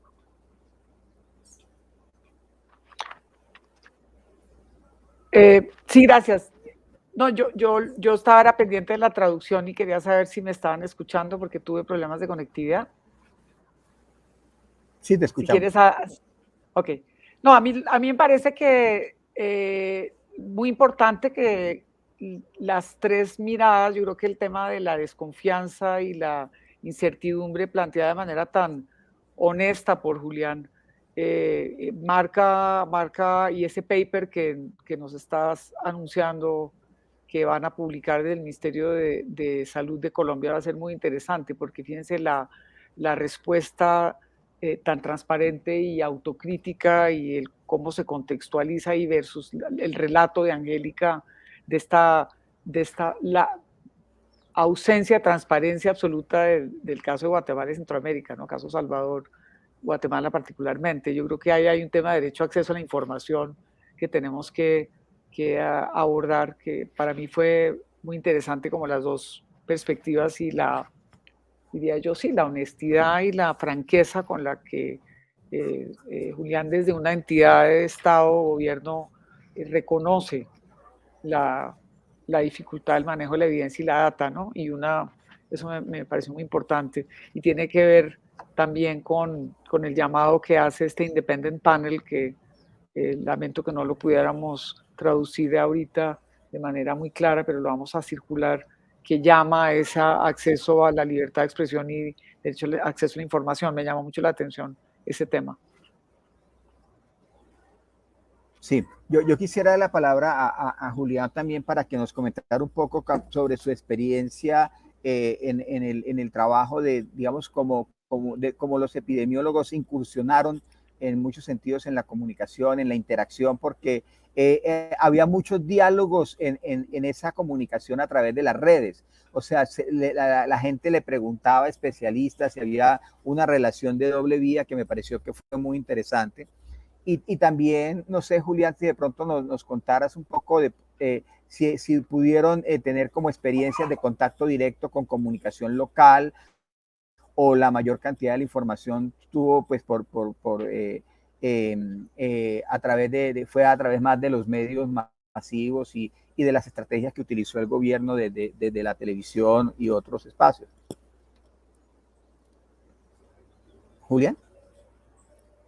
Sí, bueno, es una pregunta difícil, está entendiendo además que el Ministerio de Salud tiene un asesor de comunicaciones del ministro y un coordinador de comunicaciones, digamos que no está estrictamente dentro de mis competencias, si bien mi función como director técnico es aportar evidencia y sobre todo ayudar a traducir el conocimiento para que ésta sea comunicada. Yo quisiera volver hacia el punto de que definitivamente no estamos enfrentando, o más bien no estamos en el mismo contexto de hace algunas décadas, en donde había un Estado que comunicaba y una sociedad que absorbía pasivamente la información. Creo que es un hecho que las redes sociales, lo que se ha llamado ciencia en tiempo real, ha generado que haya un gran número de personas altamente capacitadas, con acceso a datos oficiales, con capacidad de interpretar evidencia científica, que generan sus propias interpretaciones, y me parece que eso en principio es saludable, contribuye a la deliberación y al debate informado. Pero como dije en mi intervención, esas mismas herramientas que dan las redes sociales, de la inmediatez, de la alta propagación de los mensajes, también es utilizado por personas no necesariamente, no digo que tengan que ser especializados formalmente, pero digamos no necesariamente con las competencias para interpretar adecuadamente la información, y dentro de ellos habrá gente muy bien intencionada, pero sin duda esto dificulta el proceso. Ahora, esto no está malo per se, yo creo que esto le plantea un desafío adicional al Estado de cómo contrarrestar, o más bien cómo deliberar con estas interpretaciones equivocadas y aclararlos a la población. Pero por supuesto es imposible de alguna manera responderle a todos aquellos que tienen una opinión o que interpretan. Y por otro lado mencionaba que están los que utilizan ya con total mala intención daño, o por intereses que están por debajo de la salud pública, solamente para dañar, desinformar e incluso causar daño. La respuesta a tu pregunta, y perdón que haya esa introducción tan larga, yo creo que en eso definitivamente es claro que los medios locales tienen un papel fundamental. La mayoría de noticias falsas, desinformación e incluso problemas de interpretación bien intencionados, lamentablemente proceden de medios locales pequeños, sin querer generalizar y sin querer decir que no se hayan cometido imprecisiones en los grandes medios, tanto de televisión como la prensa escrita.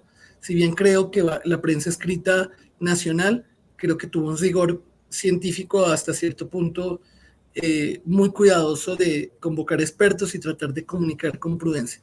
Pero creo que hay un llamado a fortalecer el papel de los medios regionales,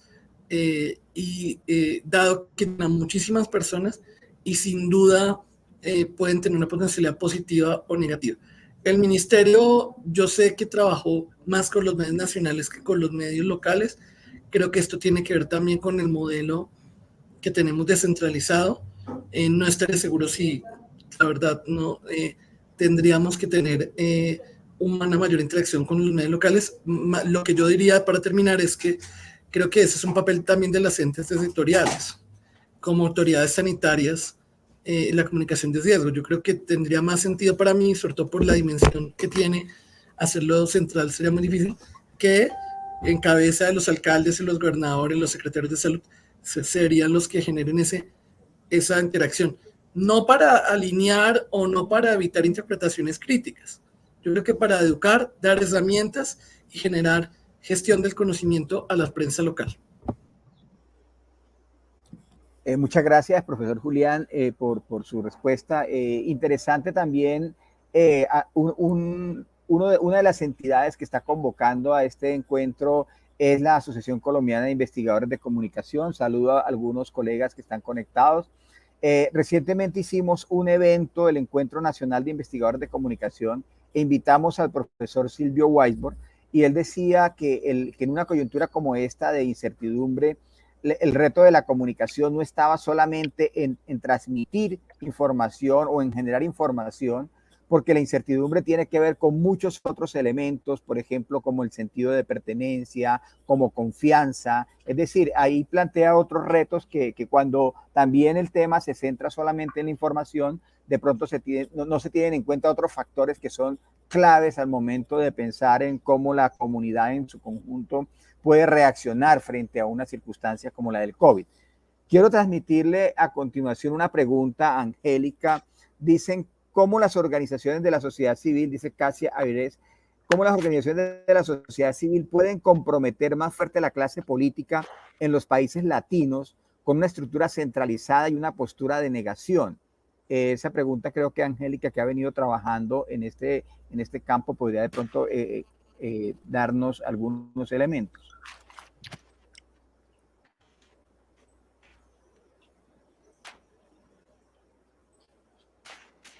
Angélica, perdón. Hola, ¿me oyes? Hola. Hola. Hola, hola. Hola, ok. Ya estamos, Angélica, bueno, adelante. Gracias. Como muchas veces nos ha tocado, es que como sociedad civil hemos hecho como informes alternativos. Yo creo que el manejo de la información es importante.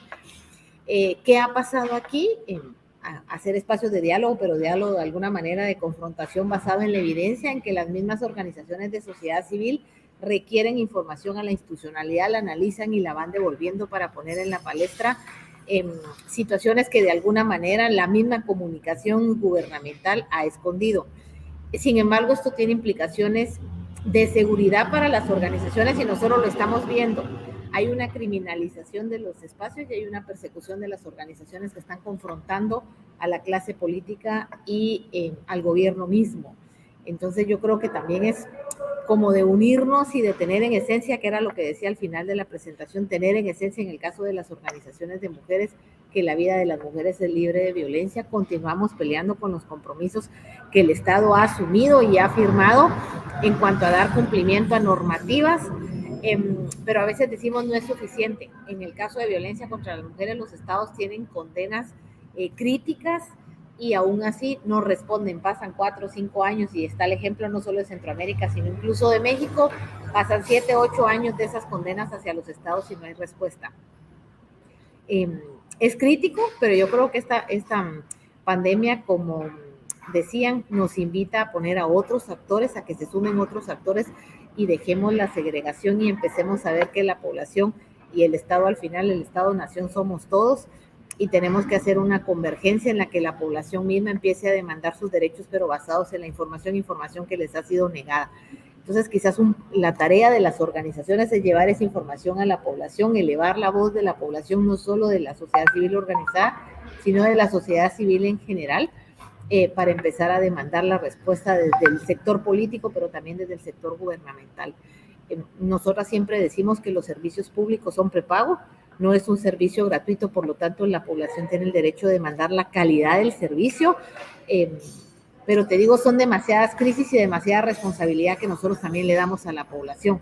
La sobrevivencia, la búsqueda de recursos, la demanda política, entonces uno dice, sin proveerle toda la capacidad para que la población también demande basada en la información, es crítico. Recuérdense que la ignorancia o la poca comunicación lo que genera son demandas encontradas y como dice, y aportar más a la incertidumbre que a la demanda informada o a la demanda basada en derechos. Entonces tenemos demasiados retos, ¿verdad? Como sociedad civil, a organizarnos, ponernos de acuerdo, hacer una demanda aliada y demanda de muchos frentes, porque aquí es la parte política, pero también la parte gubernamental, y llevar la voz a la población para que la población pueda demandar los servicios y demandar la calidad del servicio, siempre sabiendo que la factura la vamos a pagar y la factura se ha convertido en persecución.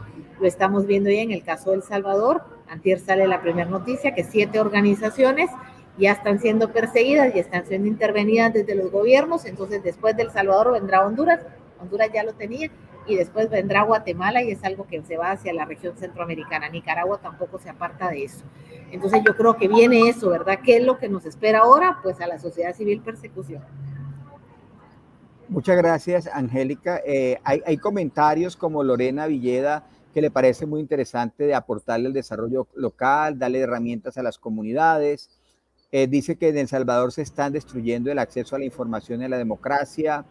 Ana María Suárez nos dice que gracias a las recomendaciones de Warren, las tensiones, seguridad y falta de protección del Estado a líderes y lideresas complejizan este apoyo a las comunidades, dice Ana María, y se suma también la desconfianza en las políticas públicas gubernamentales y al silencio obligatorio en los casos donde hay actores armados.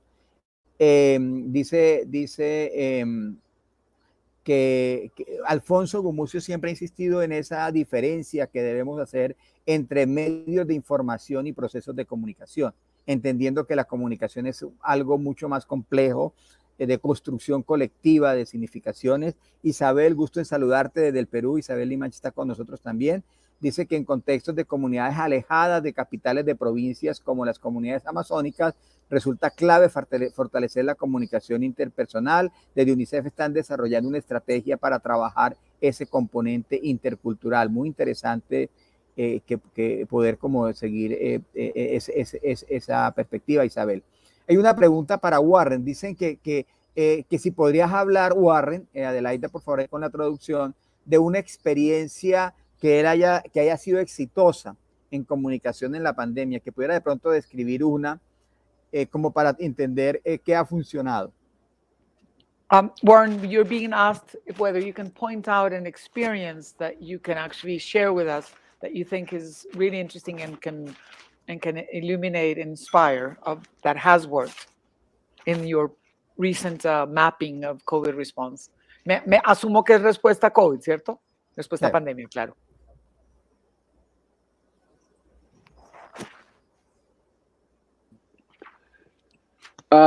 Thank you. I'm going to go to one that is top of our mind for a lot of reasons, which is the What's Your Story initiative in South Africa.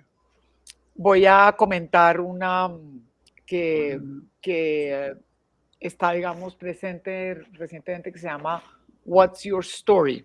Es una iniciativa de la organización Heartlines de Sudáfrica. Sure. ¿Cuál es tu historia? And in essence, the approach that they took was not to say, here's what you need to know, but was to say, please share your story, in this case on COVID, of how it affects you, what you assess as the reason for COVID affecting you that way, and what you wish to do about it. Lo interesante fue que no le dijeron a las comunidades, venga, esto es lo que usted tiene que hacer con COVID, sino cuénteme su historia, comparta su historia, cuénteme usted por qué cree que le dio COVID, qué condiciones tiene, qué piensa hacer al respecto, qué sugiere se haga en su comunidad y en su entorno alrededor del COVID. And from that, they have a relationship with the South African Council of Churches. And from that, they use that church base in order to link those people together. Y lo que hicieron fue aprovechar, la organización Heartlines tiene una plataforma ya creada muy robusta con la Organización Surafricana de Iglesias. Es una red que se ha activado desde hace ya varios años. Entonces aprovecharon la relación con la red de iglesias y allí juntaron a la gente y facilitaron el encuentro y el diálogo entre las personas. This is a very brief insight into a very, very big and powerful program. The question also asks what works, and that's another question I think we need to put our mind to as a field. For us, what is success? Yo creo que you're saying the question posed by the person. Yeah, you, right? what uses the word what works, yeah. Sí, cuando dice Warren que la pregunta de cuéntenos una experiencia que funciona, reclama, digamos, la pregunta sobre cuál es la evidencia. Es decir, cómo decimos, qué calificamos, qué definimos como éxito y qué funciona. Esa es una pregunta enorme para el campo. Okay, but I think I won't go into that question for time reasons. And also in the paper that we shared, the With People paper, there are a list of about 40 different initiatives, and we have a lot of details on those, so I can share those if that would be helpful as well. Dice también que obviamente no se va a meter en Honduras ahorita sobre el tema de la evidencia y el impacto y que funciona, porque eso sería pues demasiado largo, pero que en el paper que está compartiendo Uninorte del Independent Panel, del panel independiente, hay una resumen más o menos de 40 experiencias que funcionan y que han funcionado, que se recogieron en este mapeo. Okay. And I guess the Okay. COVID hub is also interesting, right? And the COVID hub, yeah, which we can provide the link to. If you can share with us. Le estoy diciendo a Warren Sure. que también nos comparta el enlace al sitio temático en la iniciativa de comunicación global que se llama COVID Hub, donde se ha hecho desde la pandemia, desde marzo literal 2020, un mapeo y un diálogo sobre experiencias de COVID, que es muy grande. Sí, dice Angélica que ella preguntó, pero que no era tanto como qué funciona, sino como que algo que era como una experiencia más exitosa. Igual obviamente hay una relación entre las dos cosas, pero podríamos compartir tal vez, Adelaida, a la información que hay de los sones de tambora, donde se han circulado también esta información. En breve vamos a publicar, ya la Universidad del Norte hizo una primera traducción del documento, está en revisión para circularla a través de la iniciativa de comunicación, donde también se reseñaron varias experiencias. Igual creo que en el documento Warren se reseñan algunas lecciones que se aprendieron del ébola en África, que también fueron antecedentes muy importantes para pensar todos estos temas, digamos, del trabajo desde lo cultural, y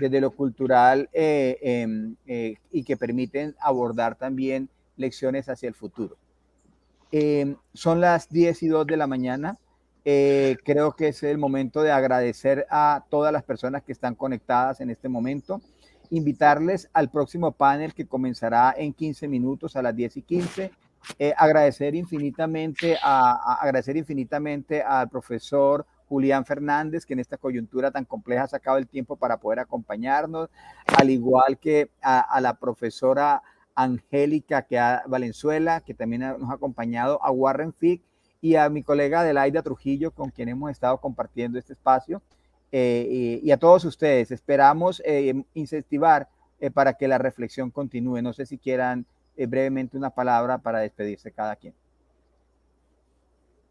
Tal vez profesor Julián.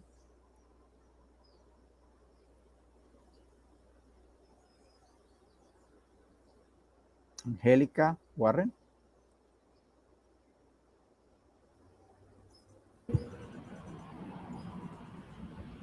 Angélica. Ok, bueno, agradecer el espacio y sí, aprovechando que estamos varios, ¿verdad? Sobre todo en el sector gubernamental hay una solicitud expresa de la sociedad en general, no solo la organizada, a contar con información basada en la verdad, basada en la evidencia, que nos dé la certeza de cómo funcionar, cómo organizarnos y orientar la brújula de una manera estratégica para tratar de paliar todo lo que ha facilitado la pandemia, pero también para tratar de entender esta nueva normalidad en la que tenemos que vivir, pero sí basada en la información, y eso va a generar confianza a nivel de la población, mejorar otra vez las relaciones, como decía Warren, ¿verdad? Nos dicen que nos confinemos, pero nos dicen que no nos juntemos, entonces, ¿qué hago? Esa ambivalencia tiene que menguar, y ese es el llamado que nosotros tenemos hacia la población, ¿verdad? Exigir información basada en la evidencia y tratar de coordinarnos para vivir en la nueva normalidad, pero de una manera certera. Y muchas gracias por el espacio. Muchas gracias, Angélica. Profesor Julián. Sí. Yo creo que, bueno, en primer lugar, de nuevo agradecer mucho el espacio. Creo que hay una tarea muy importante para los académicos en los siguientes años para tratar de entender lo que nos pasó, como decía el doctor Warren, es un proceso complejo. Yo llamaría un poco también a la comprensión de que esto desbordó y excedió las capacidades de los académicos, de la institucionalidad y de la propia sociedad civil. Cualquier persona es profeta en el futuro sobre el pasado. Con mejor conocimiento, siempre después es mucho más fácil decir lo que hubiéramos hecho antes mejor. Esa experiencia hay que hacerlo, pero no para culpabilizar o responsabilizar, sino para comprender y prepararnos mejor. También hay una gran diferencia entre pensar los problemas e implementar las soluciones. Es muy valioso e indispensable y es difícil pensar los problemas y pensar las soluciones, pero implementarlos requiere una complejidad en donde el tomador de decisiones tiene que enfrentarse a una combinación muy compleja entre intereses, necesidades, problemas logísticos, problemas de comunicación, que no es que sean una justificación para decir que para las equivocaciones, pero sí para entender que es difícil implementar, que es difícil hacer que las cosas sucedan y que requieren, por supuesto, el concurso de la sociedad. Yo creo que en Colombia tenemos un juicio valioso, muy crítico de varios de los colegas, pero creo que también tenemos unos hechos que hablan por sí solos sobre cómo protegimos un plan nacional de vacunación, la integridad para llegar primero a, a las personas más mayores y cómo hemos avanzado en la equidad y por supuesto vamos a seguir avanzando. Un abrazo, los digo que justo me está llamando el ministro. Un abrazo. Perfecto, muchas gracias, profesor Julián, muy amable. Muchas gracias, Julián. Warren. Thank you, Joya. As you can see out my window, it's still dark here. And I think we are still in the dark on a lot of the key questions of what's happening around COVID. So the research thing is important. So, let me translate. Dice, perdón, dice Warren con mucha gracia que como ven afuera todavía está oscura su jardín y que él cree que todavía estamos en la oscuridad con respecto a este tema, que se necesita mucha investigación todavía. Ese es un llamado a la investigación. Así que, sorry, go ahead. So what I would say as final words is that we need to be as a field really strong. I don't need to say this to you. We need to be very strong in the face of interests from funders, from the private sector, from governments, from politicians, etc. We need to be strong in saying, here's what we believe. These are our principles. These are the strategies that we're going to pursue, and we want you to support those strategies. At the moment, I think we get blown around too much by all of the other interests. So I would say be strong. Okay.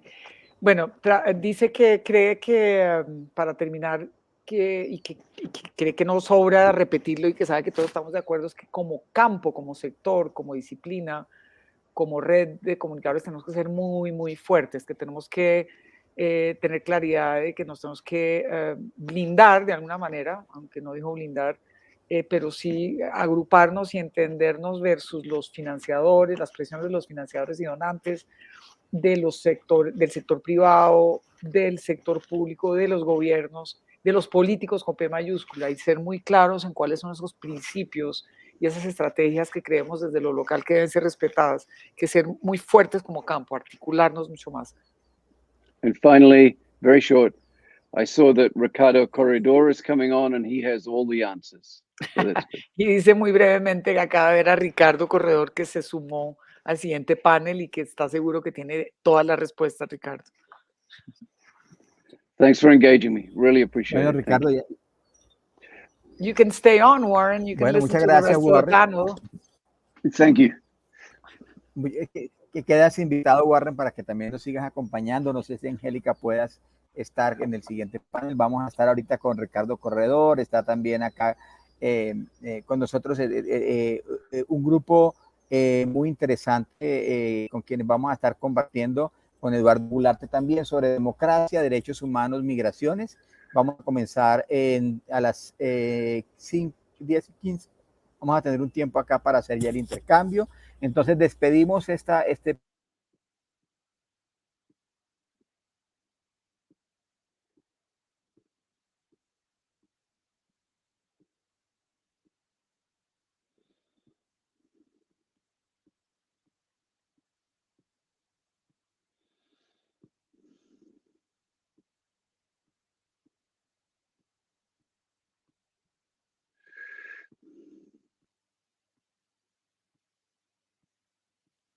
Creo que ya ahí se congeló.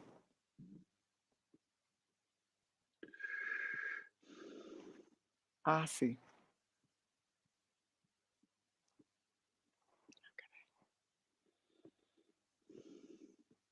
Bueno, parece que se congeló Yair. Si quieren yo...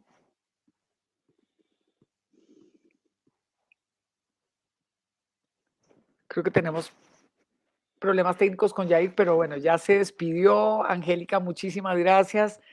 Para quienes nos estén escuchando todavía, vamos a hacer un boletín de resumen de este panel y el siguiente, con los enlaces a los materiales que hemos mencionado, resumiendo la información del paper del Independent Panel que se hizo con el apoyo de Communication Initiative. Vamos a hacer el resumen del paper en español también. Vamos a tratar de tener el paper que mencionó el profesor Julián desde Colombia. Y por supuesto, Angélica, si nos puedes mandar la presentación que has preparado también para colgarla. Y nada, agradecerles mientras tanto y estamos en 5 minutos otra vez listos para el siguiente panel. Muchas gracias, Adelaida, y que estén bien todos. Y lamento los errores de traducción que fueron varios. No, tranquila, todo bien. Ya envié la presentación, la pueden colgar, no hay ningún problema. Ok. Suerte. Listo, Angélica, Gracias. encantada y cuenta con Gracias. nuestro apoyo, con la iniciativa para Súper. compartir. Sí, Muchas gracias. Muy Hasta compleja luego. la situación que compartiste. Claro, pero aquí estamos. Y fíjate que, bueno, articulando con lo que viene, y Eduardo Gularte seguramente nos va a ayudar a conectar el tema de democracia. Ricardo viene con una experiencia muy fuerte en Colombia, pero todo el tema de libertad, acceso a la información, derecho a la información, que está muy en el centro de lo que tú planteaste. Claro, y es la parte más crítica, encontrarte en un mismo espacio con dos personas que manejan el tema y te den dos discursos y uno dice, ¿a quién le hago caso? ¿Cuál es la verdad? Esa es la parte más crítica y en la que la población sigue en incertidumbre, como decía Warren, no ha amanecido, no, estamos en oscuras, seguimos en oscuras con el tema. Pero ha sido un gusto estar con ustedes y compartir el espacio. Angélica, encantada de tenerte acá. Gracias. Muchas gracias. Muchas gracias. ¿Qué hizo? Ay, Yair, me pusiste nerviosa. Ah, ¿Por qué? porque te fuiste. ¿Y Ricardo qué se hizo? Ahí debe estar. ¿No está? Eduardo. ¿Me escuchan? Hola, Ricardito. Hola, Ricardo. Hola, Eduardo. Hola. ¿Cómo vamos? ¿Me escuchan bien? Sí, te escuchamos bien. Ricardo me estaba haciendo un meeting. Que si no fuera porque era amigo de nosotros, hubiera cancelado esta vaina. Ah, Juan madre, ¿y por qué? Porque aquí estamos en el medio de la celebración de los 5 años del Acuerdo de Paz. El domingo tenemos el evento nuestro de los 3 años de la Comisión. Ay, en fin, esta semana han estado, pero terribles. Horribles. Pero la celebración es el 5 de diciembre, ¿o no, Ricardito? Esa es otra. Ah. Es decir, la comisión celebra el 28. Vamos a hacer un evento este domingo, sí.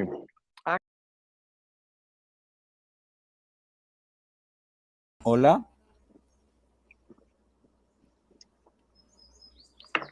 Adelaida. Señor. ¿Viste que Eliana no va a estar? Sí. Pero bueno. ¿Y entonces qué hacemos? Te invitamos a ti. No, hombre. ¿No? Bueno, no sé, me puedes, pero tal vez solamente para decir algún comentario. Pero no. Sí, porque tú has estado trabajando con todo este tema de revelados, con poblaciones, con temas de derechos y también has estado con todo este tema de paz. Es decir, yo creo que también, tal vez, pues, digamos... de pronto podría... Okay. Bueno, la verdad... ¿De pronto podrías qué? No, perdón, es que acabo de caer en cuenta que Warren no va a estar porque me acaba de decir que él tiene unos temas médicos, entonces que no puede estar. Entonces... ¿Podrías incluir a Fernando, Carcache, Camilo?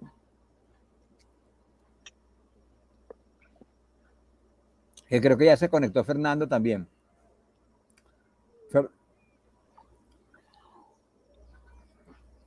Pero no estamos al aire todavía, ¿cierto? No. Ok.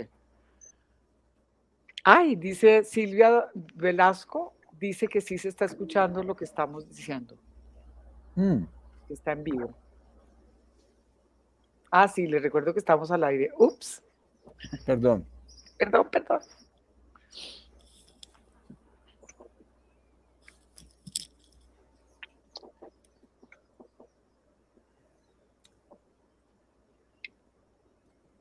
Por favor, Fernando Carcache Ya ya está estoy, para comenzar la yo moderación. estoy acá.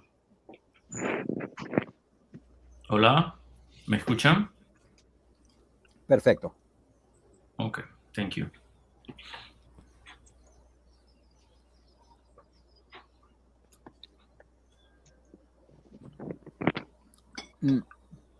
Fernando, bueno, Sí, entonces vamos. acá estoy. Muy bien. Han cerrado el panel de YouTube porque se estaba escuchando, ¿no?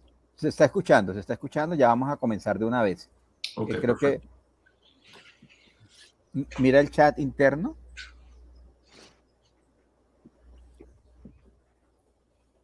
Ok. Bueno,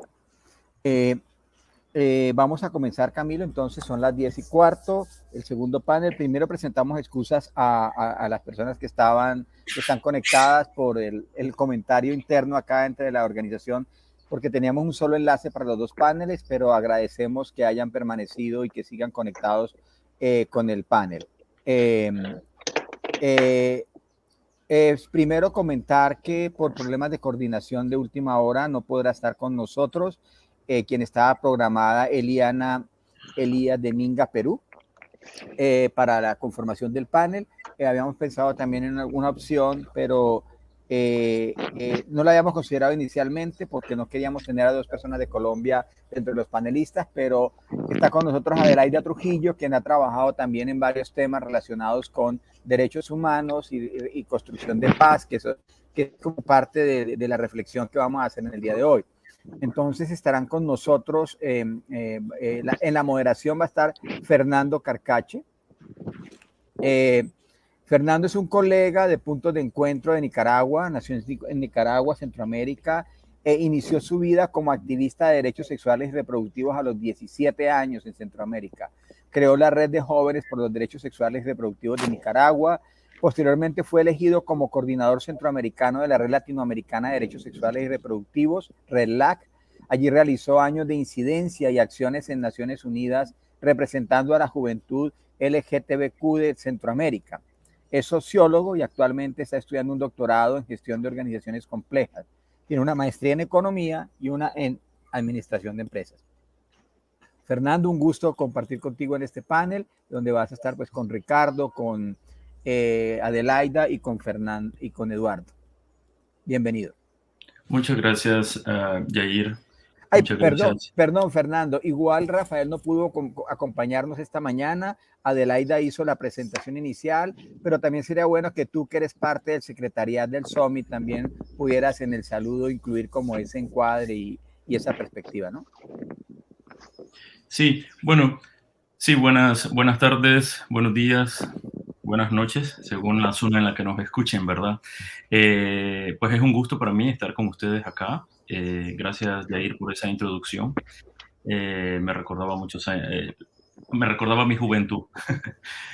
Bueno, básicamente, como Yair ha mencionado, este es un esfuerzo de la Cumbre Internacional de Comunicación para el Cambio de Comportamientos, que en principio está animada por John Hopkins, el programa de comunicación, y un grupo de organizaciones internacionales enfocadas en el tema de la comunicación para el cambio social y el cambio de comportamientos.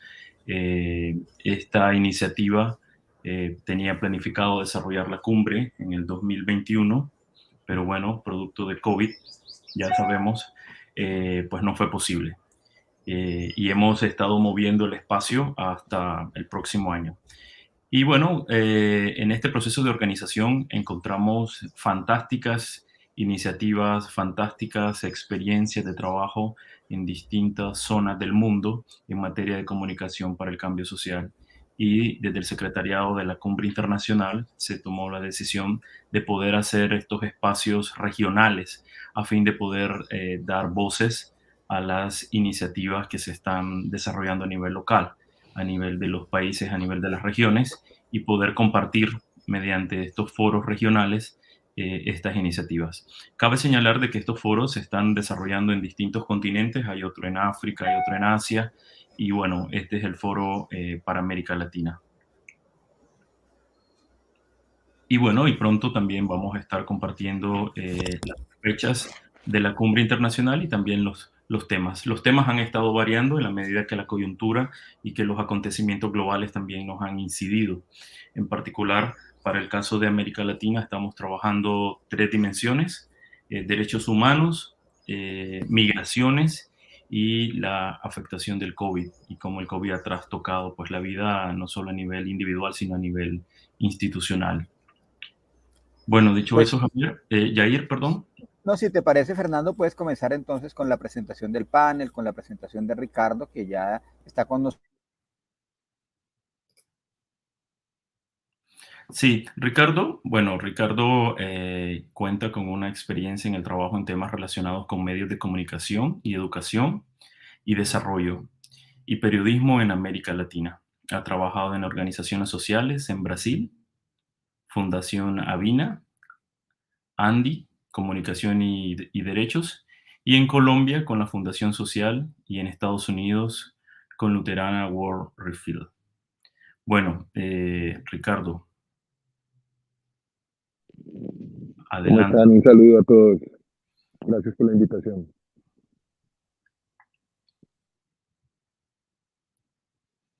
Creo que Yair se nos congeló.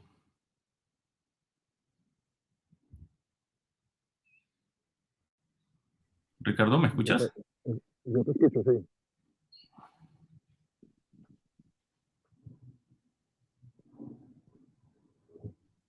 No sé si se oye bien también. ¿Me escuchas, Ricardo? Sí, yo los estoy escuchando. ¿Ustedes Ok, me escuchan? sí. Ya, Ricardo, entiendo que a partir de tu experiencia, que has estado muy enfocado en el trabajo con los medios independientes y que tienes una perspectiva global de los 5 continentes, y bueno, que también has hecho parte de la junta directiva de varias iniciativas en Colombia y fuera de Colombia vinculadas a la libertad de expresión y la libertad de prensa. Quizás nos puedes contar, bueno, y que has sido graduado de la Universidad Javeriana de Bogotá y que tienes una maestría en comunicación en la Universidad New School de New York. Entonces, cuéntanos cuál es tu reflexión y tus análisis con respecto a la llegada del COVID y bueno, cómo esto ha trastocado la manera en que nos comunicamos y también de qué manera las libertades han estado influidas por las restricciones gubernamentales y cuál es el análisis que se tiene desde los espacios en los que estás. Bien. Bueno, muchísimas gracias. Les agradezco mucho por la invitación. Yo quisiera hacer ahí varias reflexiones que surgen, por un lado, desde el trabajo, digamos, desde la práctica en la que me encuentro en este momento, que son, digamos, yo en este momento trabajo como director de comunicaciones de la Comisión de la Verdad. Entonces, en la práctica del día a día de ejercer este trabajo, pues han surgido muchos de los temas que yo creo que se intersectan con estos temas globales y generales que ustedes están planteando. También hablo, digamos, desde la experiencia que he tenido a lo largo de estos últimos años en el mundo del periodismo y en particular con una mirada más global a partir de mi cargo como presidente del Global Forum for Media Development, que terminó ahorita en septiembre de este año. Dejé la presidencia después de 5 años y ahí pues tuve también la oportunidad de ver un poco una mirada más global. Entonces voy a hablar desde esos 2 lugares, desde un lugar muy global, pero por el otro lado voy a aterrizar a unas cosas muy concretas de lo que estoy haciendo en la Comisión de la Verdad y que tocan todos estos temas. Mi primera reflexión yo creo que tiene que ver con algunas de las palabras que están puestas en el título de este panel, como democracia, como derechos humanos, y pues implícitamente, aunque no de manera explícita, pero también la palabra verdad, que conecta con lo que estoy haciendo. Y ahí yo lo que quisiera decir es esto. Esas son palabras que uno podría llamar, son pilares de la modernidad.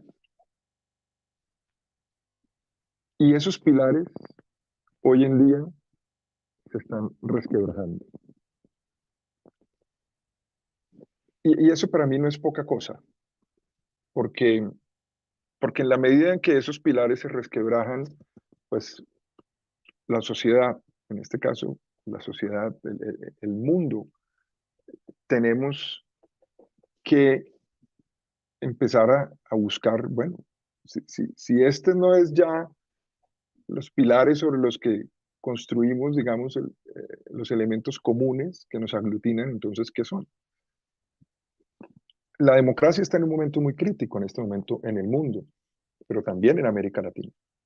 Cuando uno mira, por ejemplo, pues, el Latinobarómetro, que es que me parece el que ha estado como haciendo el ejercicio siempre más constante y más regular, pues estamos viendo que la democracia cada año sigue cayendo cuando se le pregunta a la gente si usted cree que esta es la mejor manera, el mejor modelo para poder vivir juntos.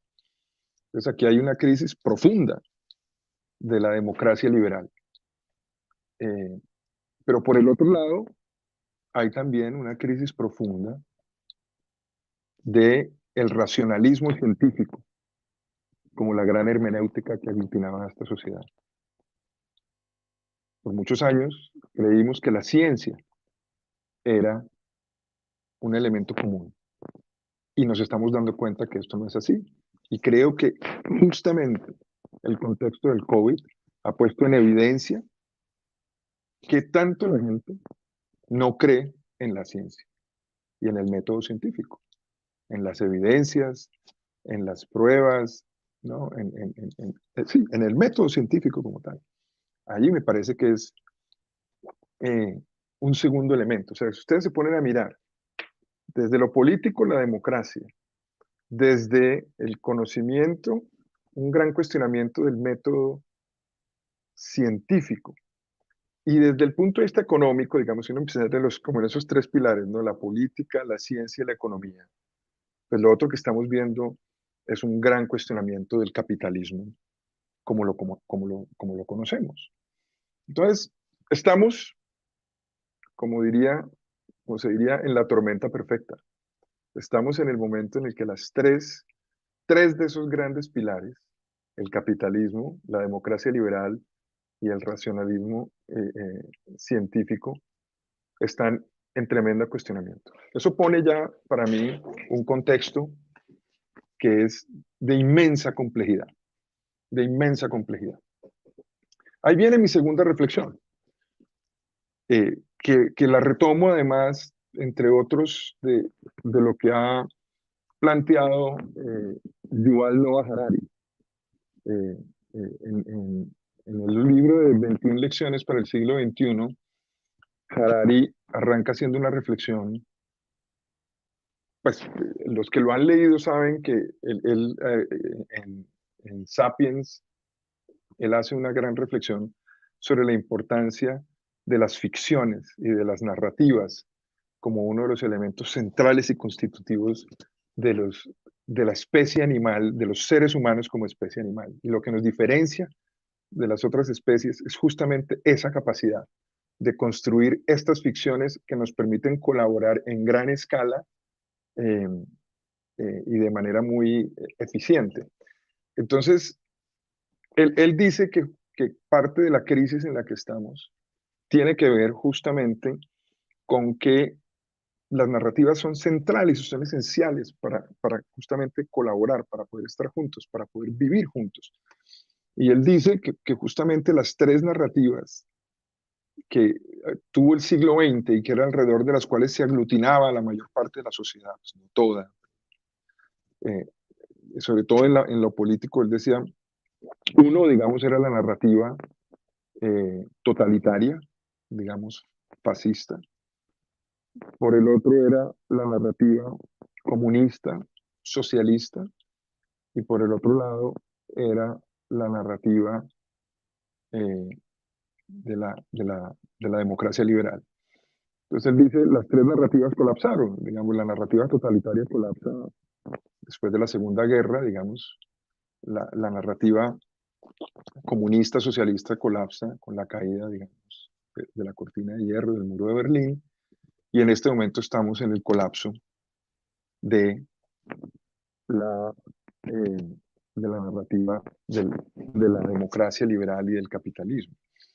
Entonces, el punto es, ok, si ya no tenemos unas narrativas que son las que nos generan como esa posibilidad de estar juntos, entonces, ¿en dónde estamos? ¿O qué tenemos que hacer? Y ahí es donde yo siento que nosotros, los que estamos en la comunicación, pues tenemos una inmensa responsabilidad de tratar de contribuir, no solo nosotros, por supuesto, los políticos, en fin, toda la sociedad, pero nosotros en la comunicación yo creo que tenemos una responsabilidad inmensa de lograr que esas narrativas empiecen, que busquemos, que empecemos a encontrar algunas narrativas que nos permitan realmente tener nuevos consensos y sobre los que podamos trabajar, colaborar y convivir. A eso, y con esto cierro esta primera intervención y luego podemos seguir con más cosas, pero a esto, digamos, yo le agrego, digamos, ese contexto, esa tormenta perfecta, sucede además en este momento en que surge y aparece Internet, que es un fenómeno pues, relativamente reciente, o sea, estamos hablando de 30 años, qué sé yo. Y sobre todo un momento particular que tiene que ver con las redes sociales y el paisaje mediático que se crea alrededor de las redes sociales y de las plataformas digitales de manera más amplia.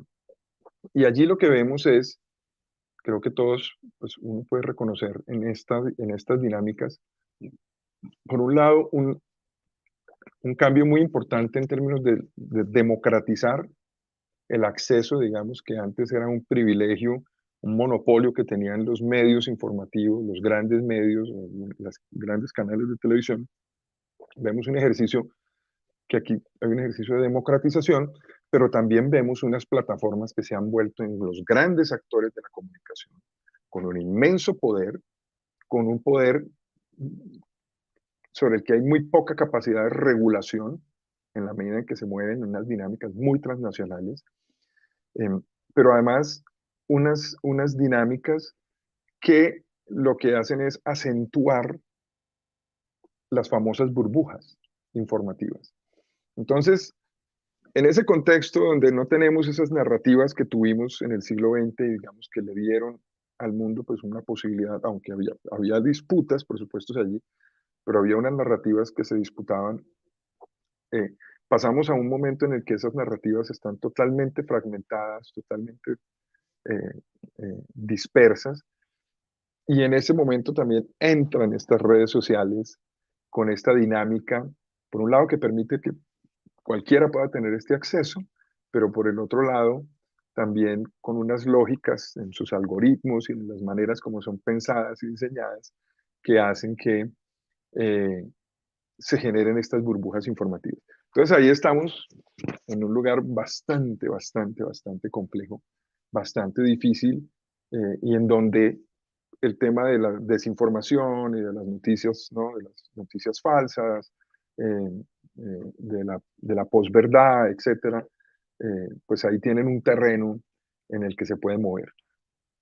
Sería falso decir pues que las fake news y la posverdad y eso es un invento de las redes sociales, eso siempre ha existido, pero ese paisaje, esa dinámica de esos algoritmos y esa forma como están planteadas esas plataformas, pues sí hacen que se refuercen y permitan que esto pueda moverse con una cierta velocidad y como además decía, con muy poca capacidad, digamos, de los estados o de los diferentes entes de tratar de tener algún tipo de regulación o de autorregulación. Cuando uno plantea en estos escenarios internacionales la pregunta de la regulación, todo el mundo se pone muy tenso, y todo el mundo es todo el mundo, no solo, digamos, los estados, sino también las organizaciones de la sociedad civil, que todo el mundo sabe que eso conlleva inmensos riesgos.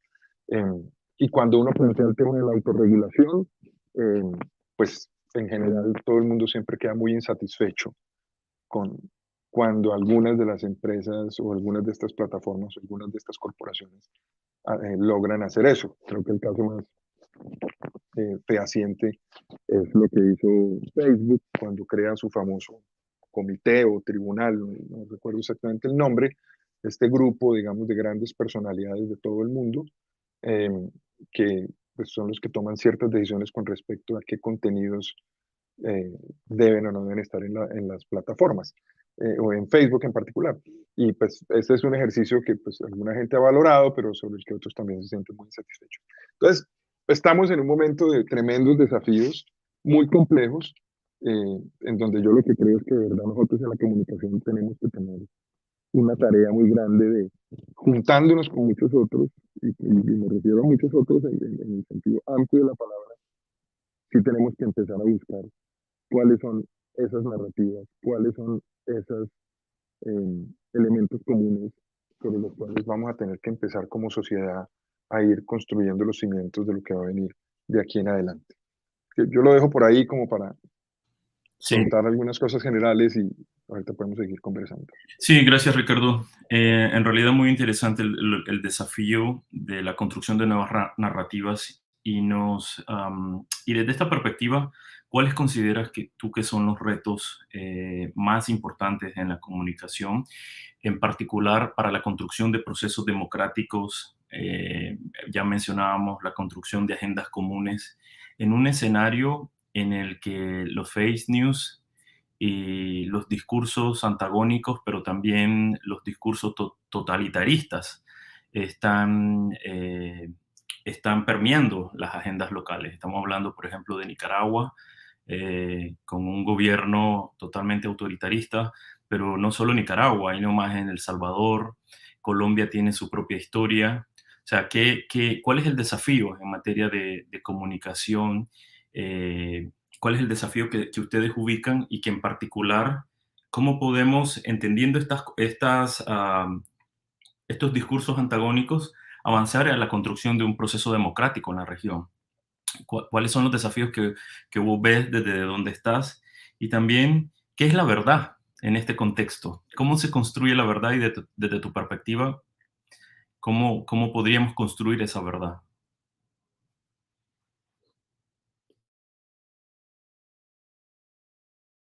No te escuchamos, Ricardo. Tienes cerrado el micrófono. Ya, perdón. Hay unos desafíos que me parece que son claves. Uno tiene que ver con lo que estaba diciendo al final de mi anterior intervención. Es cómo pensar el tema de regulación y autorregulación. Aquí yo creo que hay unas reflexiones muy profundas. Políticas en el sentido más amplio, más puro de la palabra, pero también quizás en el más impuro de la palabra.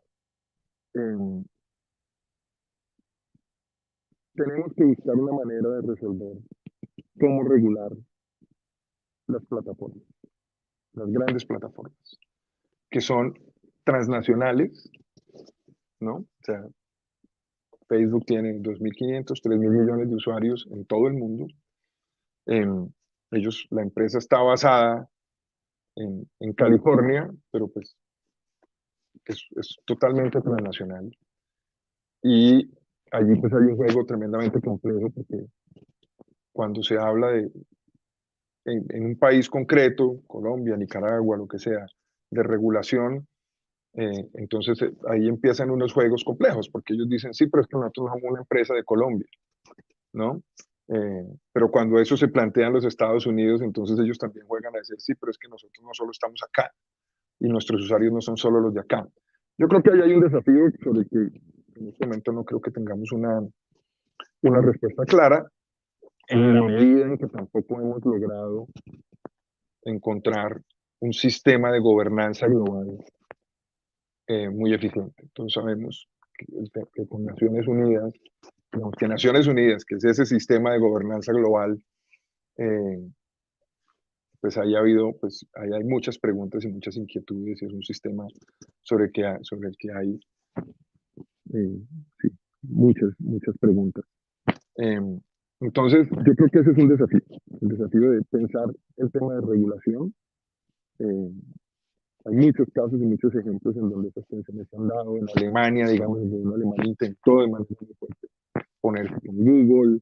En los Estados Unidos han intentado mucho con el tema de Facebook, sobre todo a partir de lo que sucedió en las últimas elecciones, pero esto no es fácil y todavía no hay una respuesta. Pero yo creo que allí hay un desafío sobre el que tenemos que trabajar todos de una manera u otra. Lo segundo es, por supuesto, la autorregulación, que aquí también creo yo que ahí sí, digamos, organizaciones como la Iniciativa de la Comunicación, las universidades, el mismo Global Forum for Media Development, y muchas de estas organizaciones locales, nacionales, regionales, internacionales, ahí hay mucho trabajo, digamos, de cómo tratar de construir unos ejercicios de, por ejemplo, cuando yo trabajaba en la Fundación Gabo, es una fundación que trabaja en toda Iberoamérica, pero pues que se está en Cartagena, allí hablábamos de ciudadanía digital, ¿no? Creo que mucha gente los puede trabajar de diferentes, nombrarlo de diferentes maneras, pero yo creo que esos ejercicios de formación de ciudadanos digitales, es decir, de cómo comportarnos en las redes sociales, de manera que el comportamiento que tengamos los usuarios en las redes sociales no contribuya a generar más polarización, más división, más discursos de odio, ese tipo de cosas. Yo creo que ahí hay un trabajo, que eso sí creo que ahí hay muchas experiencias que uno podría, estoy seguro que la Iniciativa de la Comunicación debe haber mapeado y referenciado muchísimas de esas experiencias. Entonces, yo creo que ahí el tema de autorregulación es muy interesante, y yo creo que ahí en autorregulación, pues hay una responsabilidad muy grande de los sistemas educativos. Yo creo que en general, cuando yo hablaba que al principio de estas grandes crisis que hemos tenido, ¿no? Como los pilares de esta modernidad se resquebrajan, se están resquebrajando, pues yo siempre digo que en última, yo creo que eso también es plantearse uno allí, lo voy a decir así de pronto de manera un poquito cruda, pero yo creo que es el gran fracaso también de la educación. Es decir, los sistemas educativos no han logrado que esos valores y esos principios pasen de una generación a la otra. Entonces yo creo que aquí los sistemas educativos de todo el mundo, todos los niveles, tienen una responsabilidad muy grande también en la formación, en la educación de los usuarios, y que se asuman como verdaderos ciudadanos digitales de manera muy integral y muy profunda. Yo creo que ahí hay, para mí, esos serían dos de los elementos que yo plantearía con respecto a tu tema. Sí, Ricardo, solo para mencionarte, hay algo con tu micrófono que de repente te escuchamos cortado, entonces habría que revisar qué está pasando. El tema de la autorregulación y las regulaciones es interesante porque cuando se plantea desde la perspectiva empresa privada, ente global, pues se entiende que tiene sus propios valores y sus propias maneras de entender lo que debería de ver la población y no. Pero cuando las regulaciones vienen de los gobiernos, y esta pregunta la quiero conectar con el tema y tu experiencia en la Comisión de la Verdad, cuando las regulaciones vienen de los gobiernos, y voy a hablar específicamente del gobierno de Nicaragua, que ha planteado una ley de control, una ley de control cibernético, es decir, del tipo de según el tipo de mensajes que se estén colocando en las redes sociales, podrá ser sujeto de condena, apresamiento, etc. Y este ejemplo no solo en Nicaragua, pues este ejemplo se estaba repitiendo y ha venido ya en varios países, Venezuela, Cuba, etc. Y muy cerca también El Salvador está empezando con una mirada, una perspectiva como en esta línea. ¿Cómo se construye verdad cuando tenemos gobiernos que están tratando de controlar lo que se dice y lo que no se dice? Y desde tu experiencia en la Comisión de la Verdad, en la construcción de procesos de paz en Colombia, o sea, y tu experiencia como comunicador también, ¿cuál ves que es el desafío para la construcción de la democracia desde esta perspectiva? Sí, es una pregunta muy, muy compleja, pero digamos, los casos de Nicaragua, los que mencionaste, tienen que ver con este tema de la democracia, de lo que hablaba al inicio. Eh, por supuesto que hay mucha gente que está en contra de de esas dictaduras, pero también hay mucha gente que está a favor de esas dictaduras y mucha gente que se beneficia de esas dictaduras. ¿Ahí se está oyendo mejor el micrófono? Ok, si es que yo creo que a veces golpea acá con... em, entonces, eh, a ver, yo diría que, digamos, yo creo que las apuestas, antes, hace unos años atrás, yo diría que la apuesta era la apuesta por un fortalecimiento de lo local, de la comunicación desde lo local, desde un fortalecimiento de las ciudadanías desde lo local, muy desde abajo. Y ahora no creo, o sea, no, digo, eso es necesario, pero no es suficiente. Yo creo que hay que hacer el trabajo también desde la política, es decir, y en el sentido más amplio. Es decir, hay que hacer un trabajo con los decisores políticos, con los actores políticos, y no necesariamente cuando digo los actores políticos me refiero a los que están en la política tradicional. Aquí me refiero a los actores del poder, a los que tienen el poder, a los que están en el poder y los que toman las decisiones y los que afectan a muchos con las decisiones que toman. Esto implica el sector empresarial, esto implica el sector militar, esto implica el sector de las organizaciones de la sociedad civil, esto implica, por supuesto, los políticos y los partidos políticos. En fin, pero es una discusión mucho más amplia. Yo creo que realmente aquí toca hacer la doble dinámica, ¿no? De bottom up y bottom down, eh, porque creo que solo, digamos, con el trabajo de base no es suficiente. El trabajo de base es fundamental, por supuesto. Hay que hacer las dos cosas, pero creo que realmente hay que hacer las dos cosas. No hay forma en este momento de uno solo pensar eh, que solo haciendo un trabajo desde lo local uno va a lograr generar estas transformaciones, eh, excepto que realmente estas transformaciones desde lo local logren tener al final un proyecto político. Lo que uno ve y uno ha visto, digamos, por ejemplo, con las protestas que ha habido en América Latina, pues, y en otros lugares del mundo, es cómo digamos, y en eso Castells, Manuel Castells creo que ha hecho una reflexión muy contundente, no sé, por ejemplo, ese libro de Redes de Indignación y Esperanza, eh, me parece que él plantea ahí unos elementos muy interesantes, porque ¿qué pasó con esos movimientos, esas protestas que surgen, digamos, de la indignación de las personas, de la insatisfacción con el modelo, de cómo el modelo actual del capitalismo actual, pues está claramente llevando a una desigualdad profunda? Entonces la gente se rebota, la gente protesta, la gente sale a las calles de manera masiva. Nosotros en Colombia lo vivimos este año pues, muy fuertemente, y de pronto ahorita mis colegas colombianos pueden contribuir a eso. Eh, Surgen allí una fuerza, digamos, de insatisfacción ciudadana muy grande, pero luego no hay manera de que esas fuerzas puedan tener algún tipo de proyección política más allá de protestar. El caso, digamos, en donde, o uno de los casos, pero el caso, digamos, donde uno siente que esas protestas lograron convertirse en proyecto político, es el caso español. Podemos, digamos, con lo que pasó en las protestas en Madrid, en España, digamos, de hace unos años, de allí surgió un proyecto político, pero ya todos sabemos lo que le pasó a ese proyecto político. Entonces, eso me parece que también pone un dedo, digamos, en una herida, digamos, en una llaga, porque me parece que aquí está la encrucijada.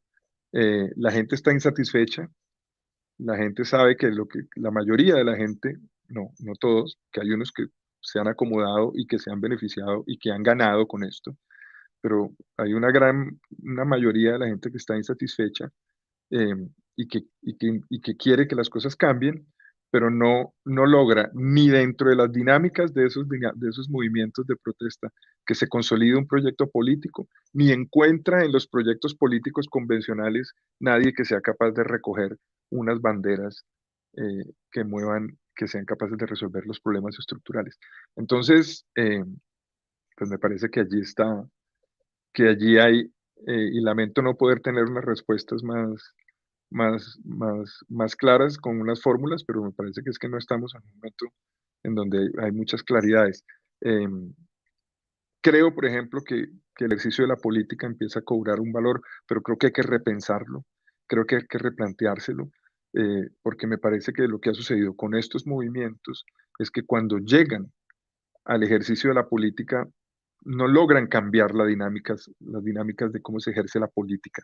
Les toca jugar las reglas del juego de la política tradicional y ahí mueren, digamos, o ahí se corrompen, o ahí pierden el norte, o ahí, digamos, no todo el mundo se siente satisfecho. Entonces, me temo que no tengo unas respuestas muy, muy contundentes, pero sí por lo menos estas reflexiones. No, gracias, Ricardo. Vamos a seguir. Yo me quedo con la reflexión y quiero pensar y quiero imaginarme de manera esperanzadora que la construcción de nuevas narrativas sea una alternativa a estos desafíos de democracia y de entender qué es la verdad, ¿verdad? Desde qué perspectiva se está entendiendo la verdad. Ricardo, vamos a avanzar con las conversaciones. Tenemos a Eduardo Gularte con nosotros y ya volvemos. O sea, vamos a tratar de hacer una interacción entre todos los panelistas. Bueno, Eduardo Gularte, él está en UNICEF, en Guatemala. Él es licenciado en Ciencias de la Comunicación con especialidad en Comunicación Alternativa, egresado de la Universidad Rafael Landiva en Guatemala. Tiene un magíster en Tecnología Educativa por el Instituto Latinoamericano de Comunicación, ILCE, de México, y actualmente está ocupando el cargo de responsable de comunicación de la oficina de UNICEF en Guatemala. Bienvenido, Eduardo. Vamos a lanzarte algunas preguntas. En este caso, Eduardo, queríamos hablar un poquito sobre el COVID y la respuesta del Sistema de Naciones Unidas y en particular de UNICEF. ¿Cuáles han sido los retos que ustedes han encontrado a partir del impacto del COVID? ¿Y cuál es el análisis que ustedes ven para aspectos como la violencia de género, las migraciones, tomando en cuenta Guatemala y su posición geográfica de cara al tema de migraciones? Grupos étnicos, y esto también desde la experiencia en Guatemala, pero no solamente, infancia, y bueno, ¿cuál es la convergencia que ven y qué ha pasado con estos temas? Bienvenido. Muchas gracias, Fernando, y un saludo para Ricardo. Para dar respuesta a esto, había preparado una presentación también, especialmente en los temas que estabas mencionando. Voy a probar compartir. Adelante.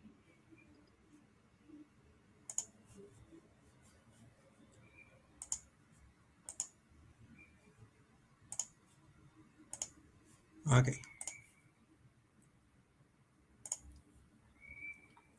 Ahí la vemos. Sí, muy bien. Bueno, pues sí, precisamente este enfoque que nos reúne, ¿verdad? Y en este contexto de la pandemia por COVID, la respuesta de Naciones Unidas ha sido en acompañar y fortalecer la capacidad del Estado guatemalteco para poder atender esta situación. Nos hemos sumado al plan. Bueno, el país tiene un plan nacional de vacunación, y ese plan nacional de vacunación tiene también una estrategia de comunicación y movilización social diseñada por el Ministerio de Salud, y diversas agencias hemos estado reuniéndonos y trabajando con el Ministerio de Salud para poder, desde la especialidad de cada una y la cobertura que podamos tener, fortalecer esto, ¿verdad? En el caso de UNICEF, el apoyo ha estado más directamente, no tanto en la difusión de campañas, sino más en retomar el enfoque de la participación comunitaria, es decir, crear mecanismos que permitan escuchar lo que las comunidades tienen que decir con respecto a esta pandemia, sus dudas, temores. Ya se hablaba en el panel anterior de la desinformación, ¿verdad? Y algunos mitos, rumores que existen, y cómo a través de la participación comunitaria, es decir, escuchar a los líderes, lideresas de las comunidades, esto pues ha sido el trabajo que desde UNICEF hemos estado apoyando. Y en este contexto, lo que mencionabas también del tema de estos temas que afectan a la niñez y especialmente a la niñez indígena en Guatemala, quería compartir esta experiencia que hemos estado trabajando. Creo que también se ha hablado del enfoque diferencial, ¿verdad? De que, bueno, de acuerdo a la Oficina del Alto Comisionado de Derechos Humanos, nos plantearía dos cosas. Una es que nos sirve como un método de análisis, ¿verdad? Que nos permite ver esa realidad, pero desde las formas visibles, explícitas que existen de discriminación hacia algunos grupos que no tienen el poder, digamos.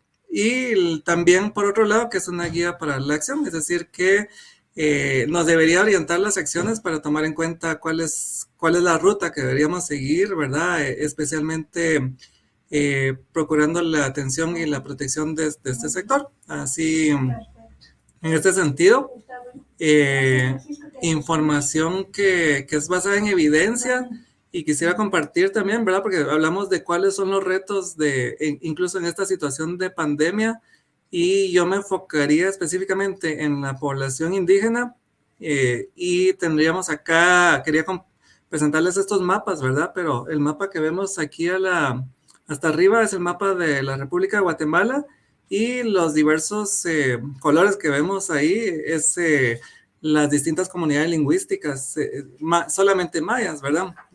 Podemos decir que en Guatemala tenemos 22 idiomas mayas, y a eso le sumamos el castellano, y le sumamos también el idioma garífuna de afrodescendientes, y el idioma xinca. Entonces tendríamos 25 distintas comunidades.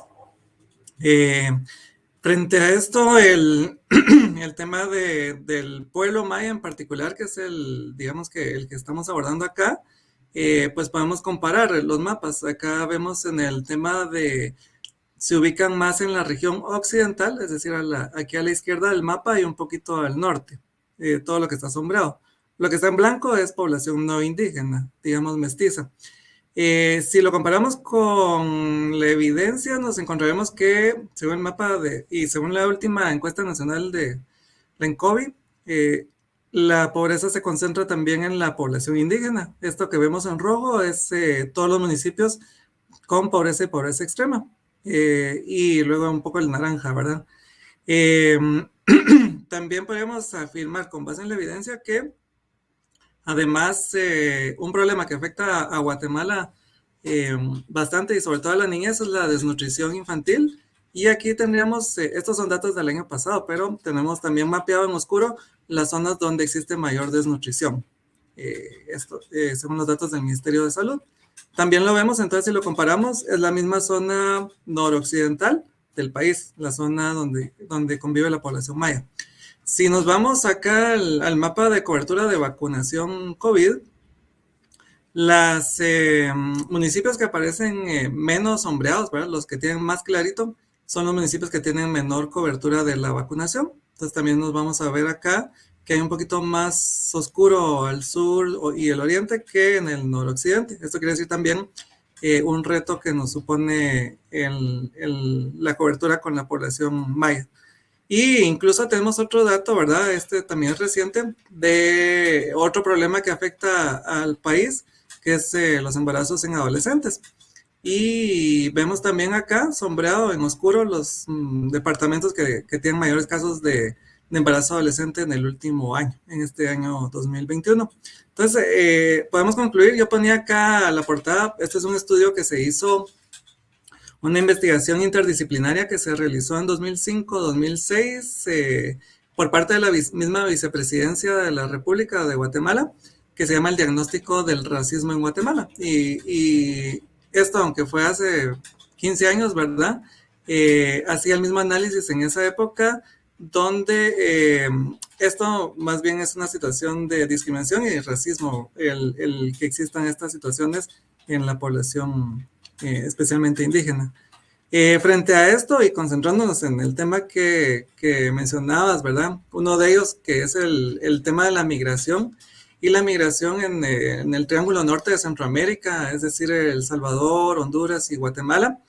No podemos negar que es uno también de los principales fenómenos que afecta al país, y especialmente a la niñez y la adolescencia. Y no solo porque somos un país de salida, ¿verdad? Sino también donde somos un país de tránsito y también de retorno. Entonces esto nos plantea diversos retos. Si lo pusiéramos en el tema de la niñez, que es lo que nos ocupa, solo acá en estos datos, que son datos de protección aquí de UNICEF, vamos a encontrar en el color naranja la cantidad de niños y niñas no acompañados entre el 2014 y 2021. Y como ven, es bastante grande, ¿verdad? En algunos años se amplía bastante y en otros un poquito menos, pero de todos los niños, niñas y adolescentes que son migrantes no acompañados en Estados Unidos, el 47% son guatemaltecos. Esto quiere decir, más que estos datos, ¿verdad? De que si son acompañados o no acompañados, este dato que aparece abajo, que el 60% de esos niños, niñas y adolescentes son indígenas. Esto quiere decir que también el fenómeno de la migración, que sabemos que es una situación que afecta a todas las familias y que en muchos casos en el Triángulo Norte tiene que ver por causas forzosas, ¿verdad? Por temas de violencia, por temas de falta de oportunidades, de pobreza, de violencia también interna en el hogar y también causas de desastres naturales. Pues incluso el año pasado tuvimos Nicaragua, Honduras, Guatemala, 2 tormentas tropicales que también dejaron daños, entonces también esto afectó la movilidad humana. En ese caso, si hablamos de la migración de niños, niñas y adolescentes, y si creemos en un enfoque diferenciado, ¿verdad? Porque hemos visto que el 60% de ellos son indígenas, entonces aquí tenemos este otro mapa. Y aquí lo que nos muestra es de enero a diciembre del 2020 la cantidad de niños, niñas y adolescentes no acompañados por municipio. Una vez más, si recordamos el mapa de ubicación de la población maya especialmente, nos vamos a topar que sigue siendo el noroccidente, ¿verdad? Los colores más oscuros es donde están los municipios que que han salido más niños o que han retornado también, ¿verdad? De parte del gobierno de Estados Unidos. Si nos vamos acá, tenemos este listado de 40 municipios, pero dentro de ese listado de los 40 municipios y vinculándolo con estos municipios que están sombreados en oscuro y que sabemos que son municipios de población maya en su mayoría, hemos identificado 8 comunidades lingüísticas.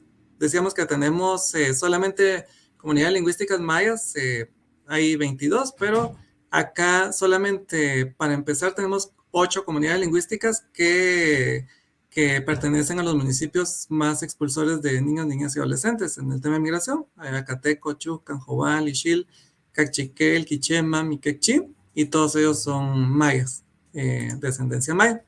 Entonces, el sentido es también posicionarnos en algo que desde hace 2 años se empezó a trabajar gracias al apoyo de la Oficina Regional de UNICEF para América Latina, considerando que además de la crisis venezolana, también el tema de la migración en el Triángulo Norte es una crisis humanitaria y era necesario como abordarlo de forma integrada. Entonces se construyó durante más de 1 año una estrategia regional de comunicación para el desarrollo, para la protección de los niños, niñas y adolescentes que están en situación de movilidad humana, especialmente para estos países del Triángulo Norte de Centroamérica. ¿Y esto qué quiere decir? Básicamente es una estrategia que promueve ante todo los derechos humanos de las personas y especialmente los niños, niñas y adolescentes migrantes. Considera también que no podemos ver el tema de la migración como solamente un pedacito, ¿verdad? O sea, podemos ver solo pensar que la gente sale, ¿verdad? Que esa es una situación, pero lo que busca también la estrategia es reconocer que tiene por lo menos 4 momentos, y que Guatemala está involucrada en los 4 momentos, desde que las personas se ven obligadas a salir de su país de origen, desde que son familias con niños, niñas que transitan en otros países también, y muchas veces de forma irregular, también de que implica la llegada hacia ese país, ya sea logrando solicitar refugio o no, y que también implica el retorno.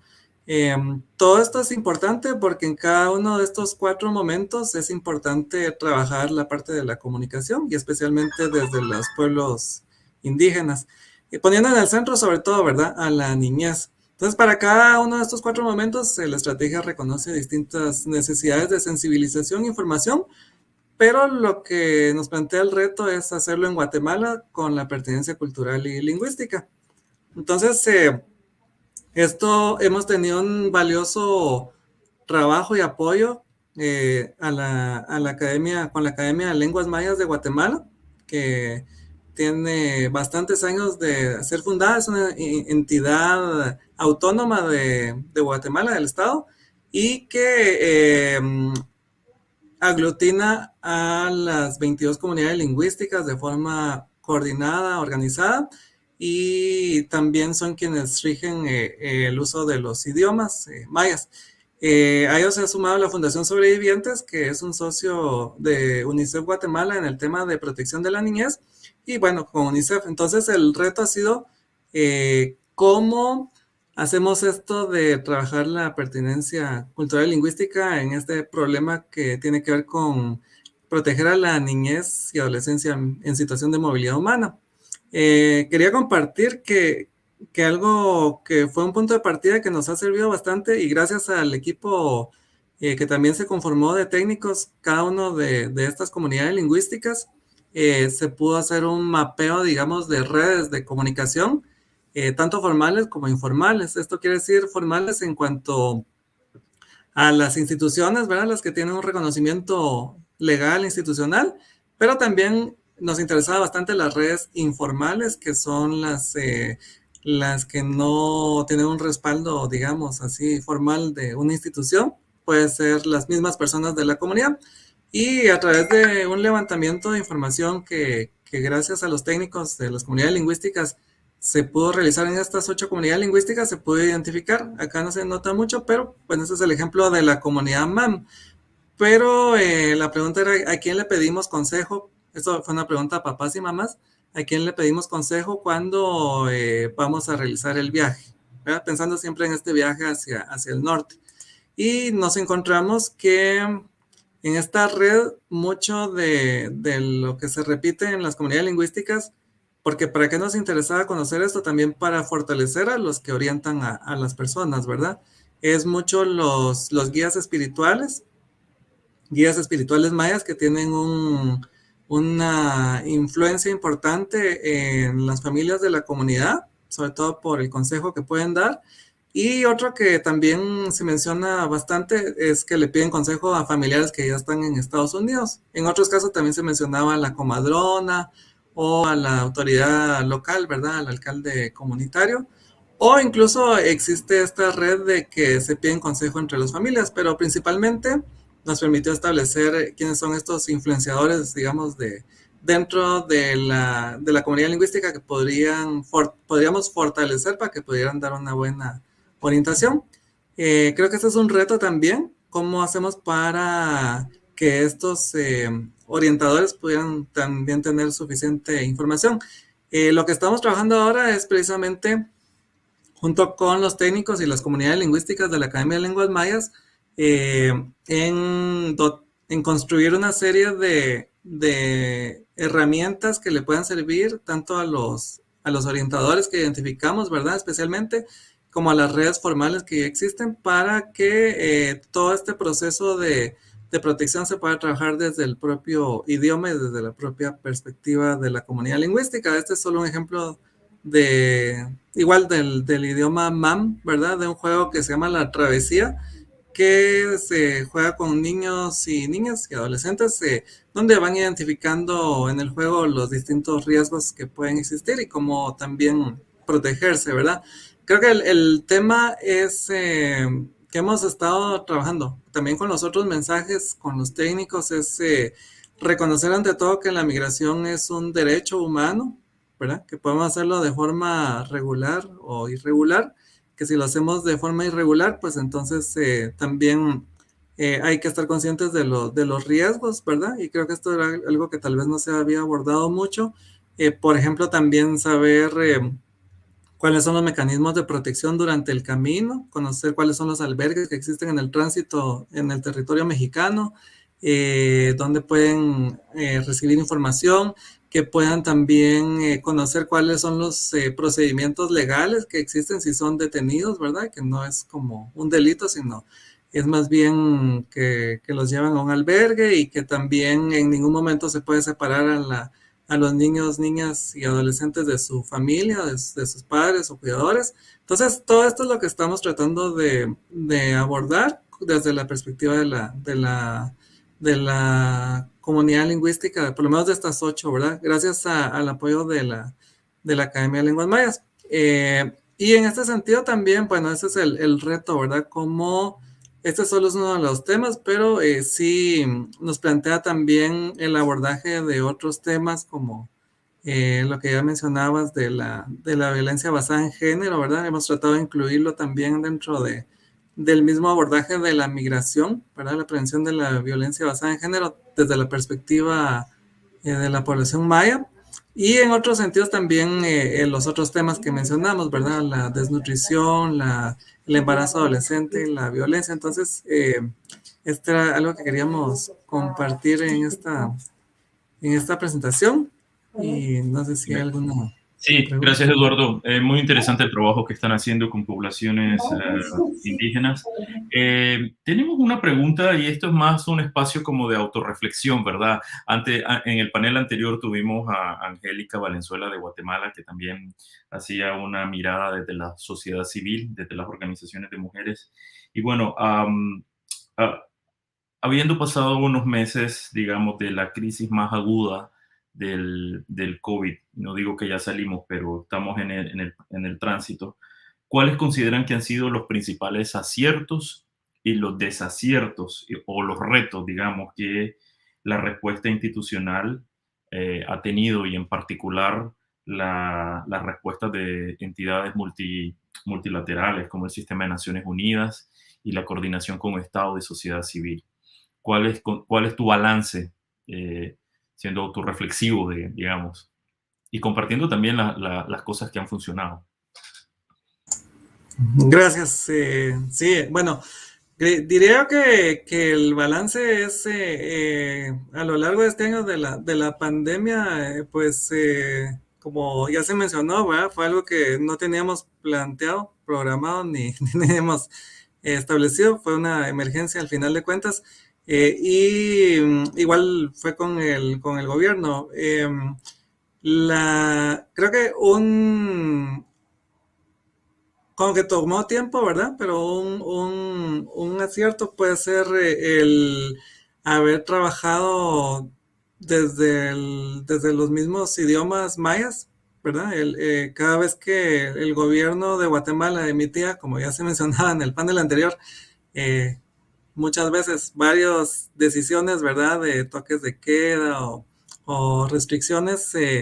Todo esto, aunque no era como mandato oficial de la Academia de Lenguas Mayas, sí la Academia de Lenguas Mayas se sumó y hizo todas las traducciones en los idiomas, en los 22 idiomas. Creo que ese fue un acierto porque ya también viendo en la práctica si era necesario hacer llegar la información.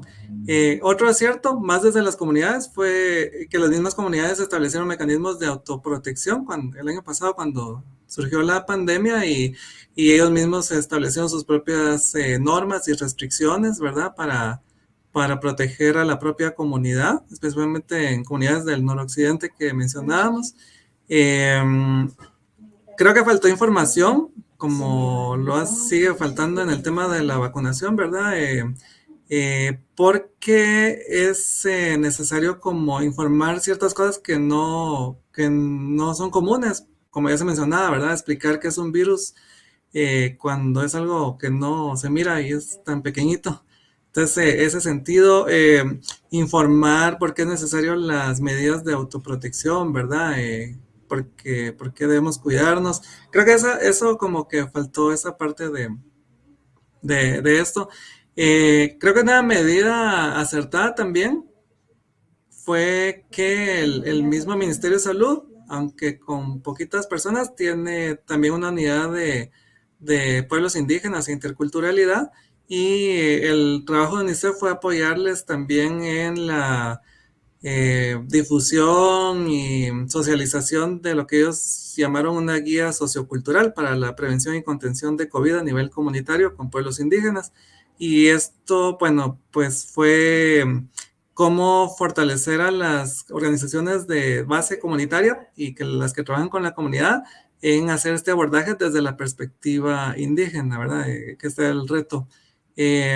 Luego, con el tema de la vacunación también, creo que un reto ha sido algo que sí es como algo básico en la respuesta humanitaria, ¿verdad? Escuchar lo que las personas tienen que decir, sus temores, dudas, inquietudes, y a partir de ahí construir las respuestas. Creo que ahí faltó, pero hemos estado trabajando con el Ministerio de Salud. Especialmente existe en el Ministerio de Salud un departamento de promoción y educación en salud que se llama Proedusa, y ellos han abordado el tema de fortalecer hacer planes para promover la movilización social de líderes y lideresas, ¿verdad?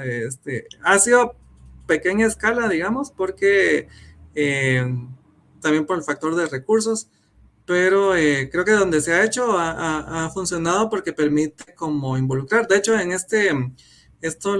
se trabajó con el Ministerio de Salud y se pudo levantar información de qué piensan ellos mapearon sus propios líderes y lideresas en más de 50 municipios y sus comunidades, y pudieron establecer qué es lo que sabían o no sabían de la vacuna, del plan de vacunación, de cuántas dosis eran, de los efectos que creían que podía provocar. Y creo que esto también, sumado al trabajo de las otras agencias, ¿verdad? Especialmente OPS, como mencionaba Karin, que se está trabajando en un estudio antropológico para comprender también desde la perspectiva cultural este tema de las vacunas, que también es un reto. Creo que falta todavía esa parte, ¿verdad?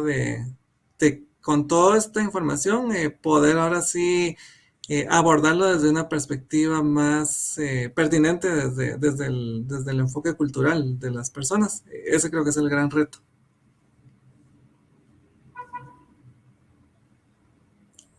Matías apagó el micrófono, perdón. Sí, gracias, Eduardo. En realidad un gran desafío. La pandemia no solo nos desafía en materia de respuesta humanitaria, sino en materia de entender las complejidades y las interconexiones de nuestros propios relacionamientos. Y es difícil que desde una instancia o de una agencia se pueda dar respuesta a toda la complejidad de problemas que ya existen en Centroamérica.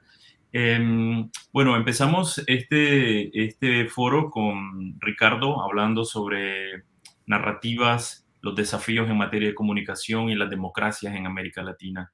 Eduardo nos ha presentado el trabajo que UNICEF está haciendo en Guatemala y en particular los aprendizajes y las lecciones y los desafíos en materia del entendimiento intercultural.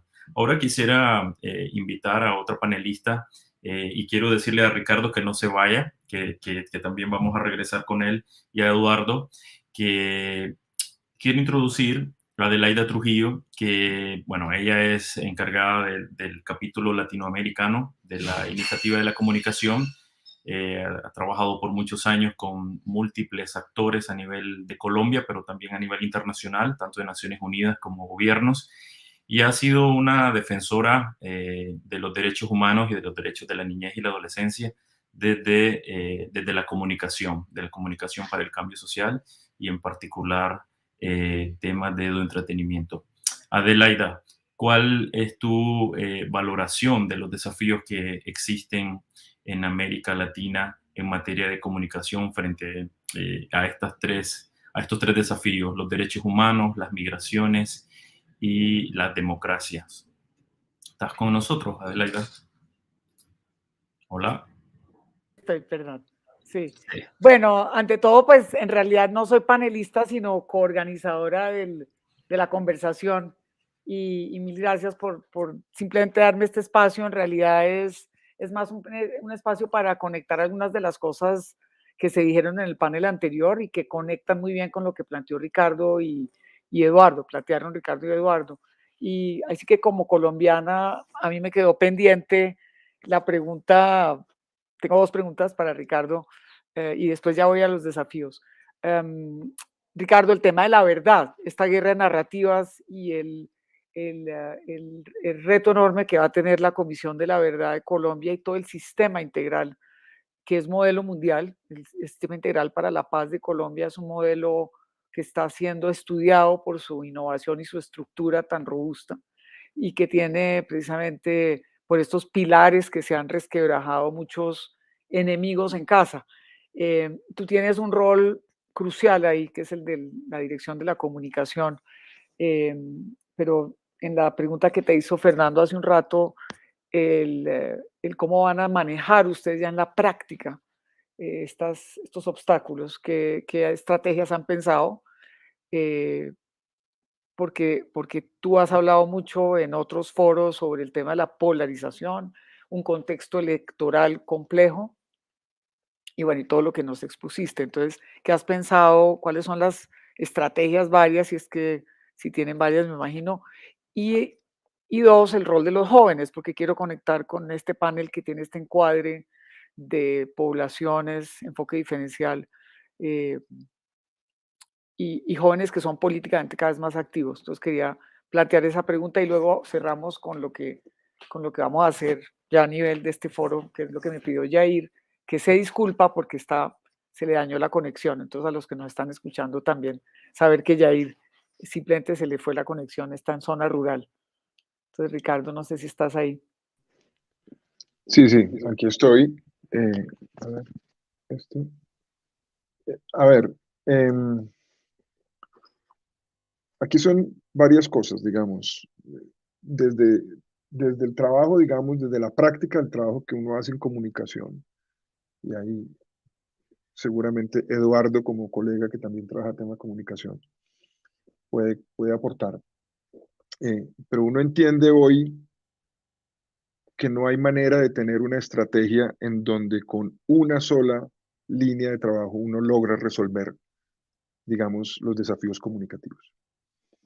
Hoy en día, las estrategias de comunicación tienen que ser unas estrategias de comunicación acorde con lo que está pasando con el paisaje mediático, en donde el paisaje mediático es tremendamente plural y en donde pues, puede haber excepciones en algunos lugares, pero de manera general ya hoy no encuentra como antes que a través de un medio, de un canal o de alguna plataforma que uno logra llegar a todo el mundo. Entonces, hoy uno tiene que literalmente tener una estrategia muy, muy extensa, muy diversa, muy amplia, y en donde uno está en diferentes lugares para poder llegar a diferentes públicos.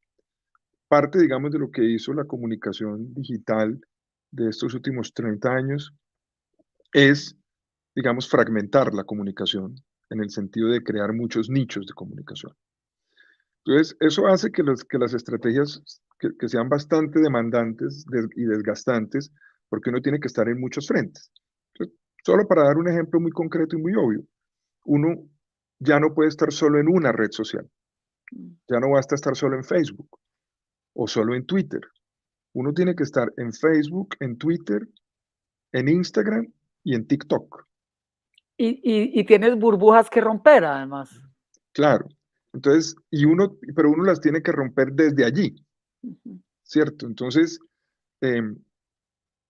claro, tampoco se trata de estar en todas las redes, porque pues tampoco hay capacidad, ¿no? Pero, por ejemplo, nosotros estamos en esas 4 y tenemos que pensar esas 4, cada una se piensa de una manera distinta. son lógicas distintas, algoritmos distintos, así Facebook e Instagram pertenezcan a una misma empresa, pero pero TikTok no, Twitter no. Entonces uno a cada una le tiene que armar su estrategia, a cada una uno le entiende a quién le llega y qué puede hacer allí. Entonces, eso ya, solo pensando en la estrategia digital de redes sociales, uno ya tiene que tener 4 equipos allí trabajando una estrategia, pero que uno sabe que tiene 4 frentes. Y así con todo. Así lo mismo con la televisión, con lo audiovisual, con lo sonoro. Entonces nosotros hemos implementado una estrategia con esa lógica y esa misma lógica vamos a tener que tenerla para el otro año, que es cuando se entregará el informe final. Eso no, digamos, esa lógica de trabajar nichos y estrategias y tácticas, digamos, y productos diferenciados para cada uno de esos nichos. Eso es lo primero. Ahora, lo que tú dices es verdad. El problema es que uno se mete allí y uno se mete en esa burbuja. Entonces, el problema es cómo lograr sacar a la persona de esa burbuja. Allí me temo que no hay una respuesta fácil, no es sencillo.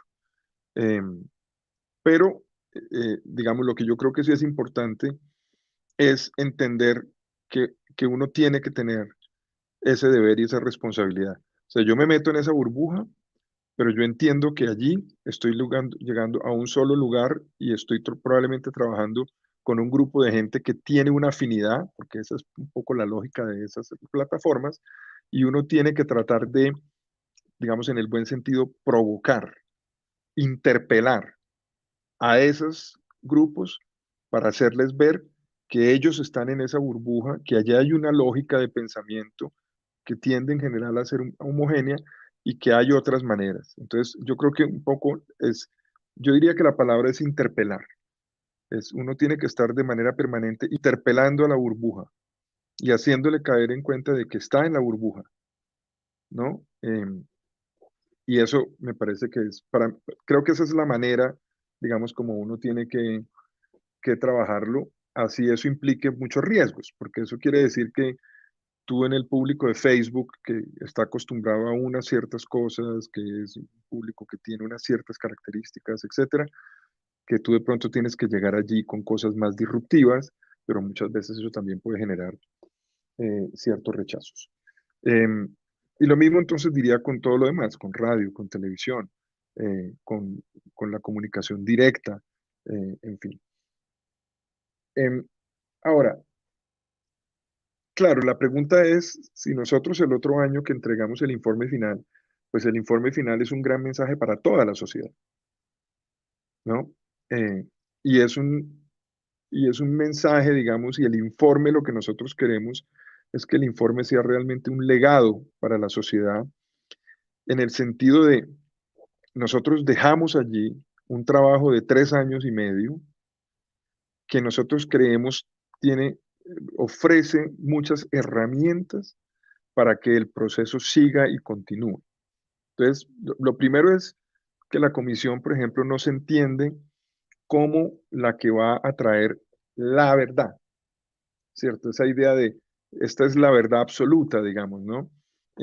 Yo creo que eso, pues todos estamos de acuerdo en que eso no se trata, así nosotros llamamos la comisión de la verdad, pero nosotros entendemos el trabajo de la comisión en el sentido de que la verdad, el padre Francisco de Ruca es el presidente de la comisión y un hombre que tiene una sensibilidad muy particular. Él habla de la verdad como un acontecimiento. Él dice, la verdad es algo que sucede, no es algo que se impone, digamos, no es algo que se obliga, ¿no? La verdad sucede. Lo que uno tiene que propiciar es las condiciones para que se den los debates, las deliberaciones, las reflexiones y los espacios para que todas las diferentes verdades puedan tener un lugar en donde expresarse, que es un poco lo que ha hecho la comisión. La comisión lo que ha hecho es lo que llamamos una gran escucha plural, escuchar a muchos, a todos los sectores, a las víctimas de todos los lados, no solo a las víctimas de una guerrilla, sino de todas las guerrillas, no solo a las víctimas de los paramilitares, sino también a las víctimas del ejército, también a los soldados y a los policías que han sido víctimas del conflicto, en fin, a todos, hay que escucharlos a todos, y es de esa escucha de donde empieza a acontecer esa verdad. Y es desde allí, desde donde la comisión va a plantear unas verdades, porque pues no se trata tampoco de salir y decir, no, es que aquí no se pueden hacer, no, sí hay unas afirmaciones que la comisión va a hacer. Esa mirada de conjunto de lo que han sido más de 50 años de conflicto, entendiendo las dinámicas complejísimas de lo que han sido a lo largo de todo ese tiempo, entendiendo los matices, las complejidades, porque este es un conflicto que no se puede entender de manera maniqueísta, de manera melodramática, en el sentido de aquí hay unos buenos y unos malos, ¿no? Eso es mucho más complejo que eso. Pero sí se van a poder hacer algunas afirmaciones. Entonces, esas afirmaciones van a tener que hacerse para todo el país, con mucha fuerza, con mucha firmeza, eh, pero, pero con un espíritu que no busca, digamos, no es un espíritu, ¿cómo decirlo? No es un espíritu pendenciero.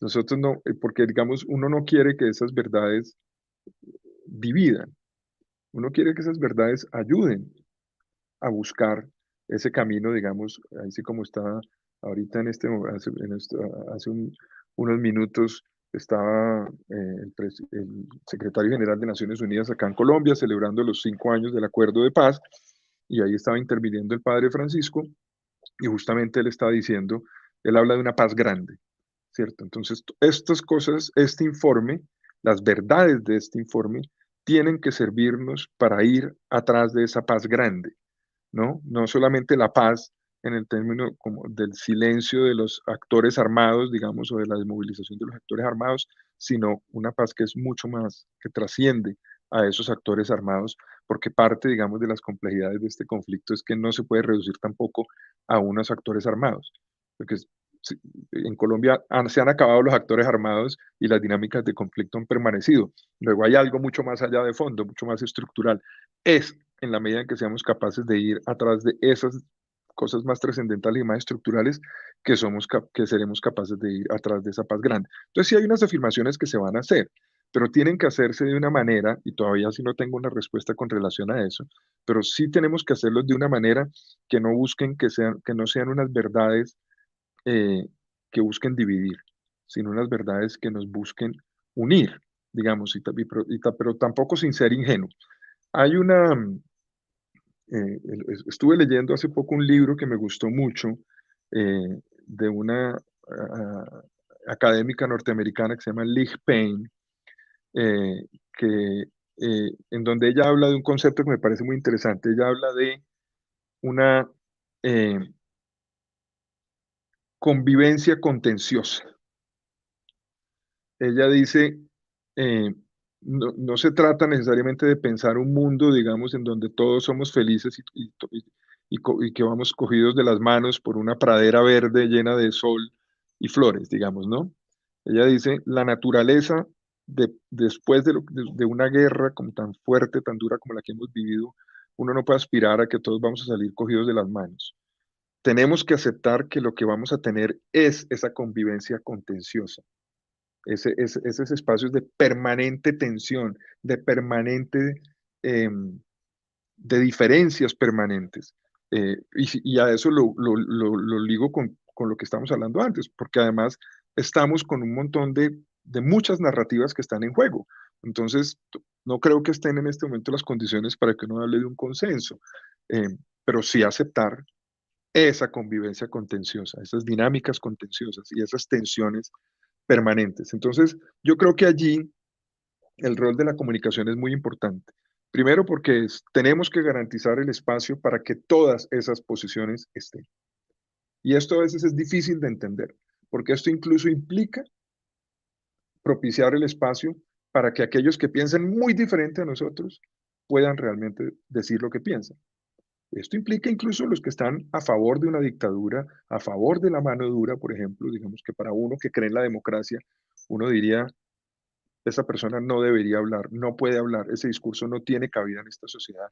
Y yo creo que ese tipo de cosas en este momento son difíciles de plantear así. Yo creo que si hay alguien que cree que se necesita mano dura, autoridad, digamos, en el sentido clásico y convencional, de una autoridad fuerte, potente, esa narrativa tiene que estar allí en el escenario público, pero además está en el escenario público. Y entonces tú hablabas, ahí entro con el tema del escenario político. En este momento estamos ya empezando, ya empezó la campaña, vamos a tener elecciones para Congreso y elecciones para presidente el otro año, y ahí están los candidatos mostrando esas posiciones. Entonces también es una ingenuidad creer que los que creen en la democracia no pueden darle validez al otro. Eso no, digo, está ese discurso y es real y tiene mucho más apoyo del que queremos aceptar. Es un poco lo que le pasó a Brasil, digamos, la sorpresa de la victoria de Bolsonaro era decir, pero ¿dónde estaba esta gente? ¿Cómo así? Este país que estaba en la democracia, esa gente estaba allí. Pero ¿qué pasó? Y lo mismo fue un poco lo que hizo el New York Times cuando reconoció con lo de Trump. Digo, pero no los estábamos escuchando, no los estábamos reconociendo, no nos preocupamos por tratar de entender ese malestar que estaba allí y por qué esa gente estaba creyendo pensar de esa manera y por qué fueron capaces de apoyar a los candidatos que en otras condiciones uno diría era impensable. Entonces yo sí creo que ahí el juego de la comunicación tiene que ser un juego realmente de una verdadera pluralidad y democracia en el buen sentido de la palabra, y eso no siempre es fácil, porque esto cuestiona muchas veces valores muy profundos que uno dice, esto no. Pero el problema es que igual si uno dice no, en este paisaje que yo decía que es tan fragmentado, igual eso está, eso circula, eso tiene sus lugares. Entonces también es una ingenuidad creer que porque uno no habla de eso, eso va a desaparecer. Y esta es una ingenuidad muy grande. Gracias, Ricardo, y soy muy consciente del tiempo. Aquí Fernando me está llamando la atención, pero sí quería, aunque podría haberse visto como un foco en el caso colombiano, y acepto que como colombiana me quedé fascinada escuchándote, sí creo que pega muy bien con lo que tú planteaste al principio. Son estos pilares que se han desbarajustado, son estas burbujas, son estos retos de los medios sociales, y creo que el ejemplo de Colombia va a ser muy importante para el sector y para el campo. Ojalá. Te estoy haciendo un llamado a la sistematización de esta experiencia que seguramente la podrás hacer cuando hayas descansado el año entrante, pero sí es muy importante que ustedes como comisión sistematicen estos aprendizajes. Tú vienes con un bagaje global desde los medios y el periodismo con la Fundación Gabo, que ha hecho un enorme trabajo en periodismo de calidad, en investigación, en uso de la data, etcétera, en relatos. Y yo creo que esa conjugación de la visión global del GFMD con el tema de la regulación que planteabas, ¿no? Todo este tema de los grandes cacaos, de los grandes poderes de la política global que inciden, todo eso se aterriza en un país como Colombia que es de una enormidad, de una enorme complejidad.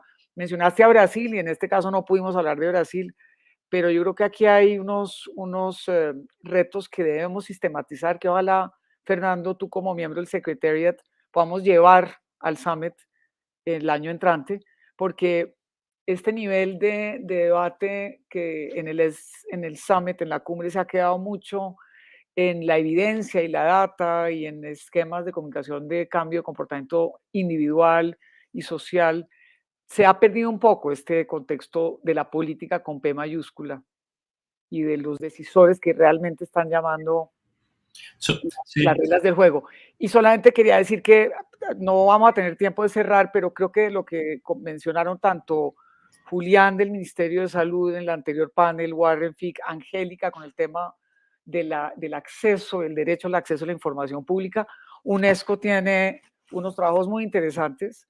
Guillermo Canela, colega de varios, ha estado muy metido en el tema de generar unos documentos sobre el manejo de la desinformación, pero respetando libertad de expresión. Entonces yo creo que hay un tema que se nos quedó colgado, que debemos tener en la agenda. Ojalá tengamos otro diálogo antes del Summit en el 2022, el año entrante, pero creo que, digamos, aterrizó Ricardo en una cosa muy concreta, local supuestamente, donde se mueven normativas, normas culturales, normas sociales, y el tema de la democracia en el debate. Es decir, cuando tú hablas de la convivencia contenciosa es cómo logramos, por lo menos en el escenario colombiano, que la gente pueda hablar sin pensar en la violencia como alternativa. En el caso colombiano, extrema violencia, ¿no? O en el caso de Nicaragua, encarcelemos a los candidatos que me molestan, etcétera, ¿no? Entonces, creo que quedan esos temas pendientes. Sí, yo una línea mientras vas preparando, Adelaida, la respuesta a la pregunta inicial. Yo, Ricardo, interesante tu planteamiento. A mí, viniendo de Nicaragua y viviendo la situación actual que ya Adelaida mencionaba, y bueno, luego Adelaide diciendo cómo llevamos estos temas a un escenario mucho más amplio, mucho más global. Y estando desde la globalidad, a veces se ven los problemas políticos de un país como muy específicos, como algo particular.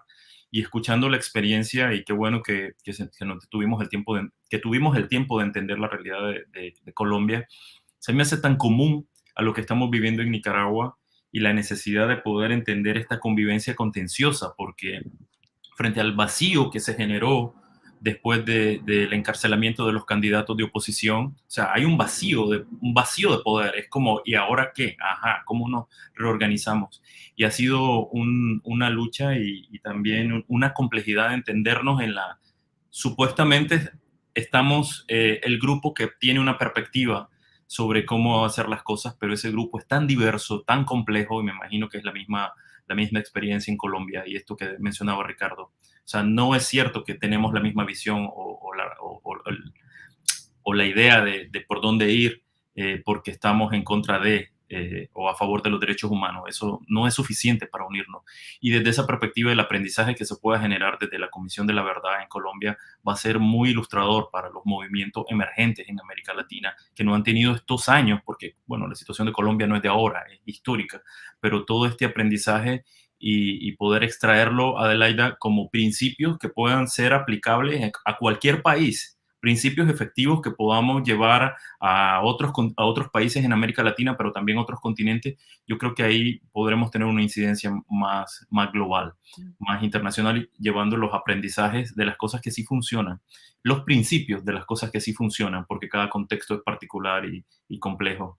Pero bueno, gracias, Ricardo. Y bueno, Adelaida, a mí me parece interesante que pudieras plantear desde la iniciativa y la comunicación también cuáles son los desafíos y cómo ven el futuro, porque podemos encasillarnos en los desafíos solamente, pero qué esperanza hay y qué caminos se pueden ver de cara a la comunicación.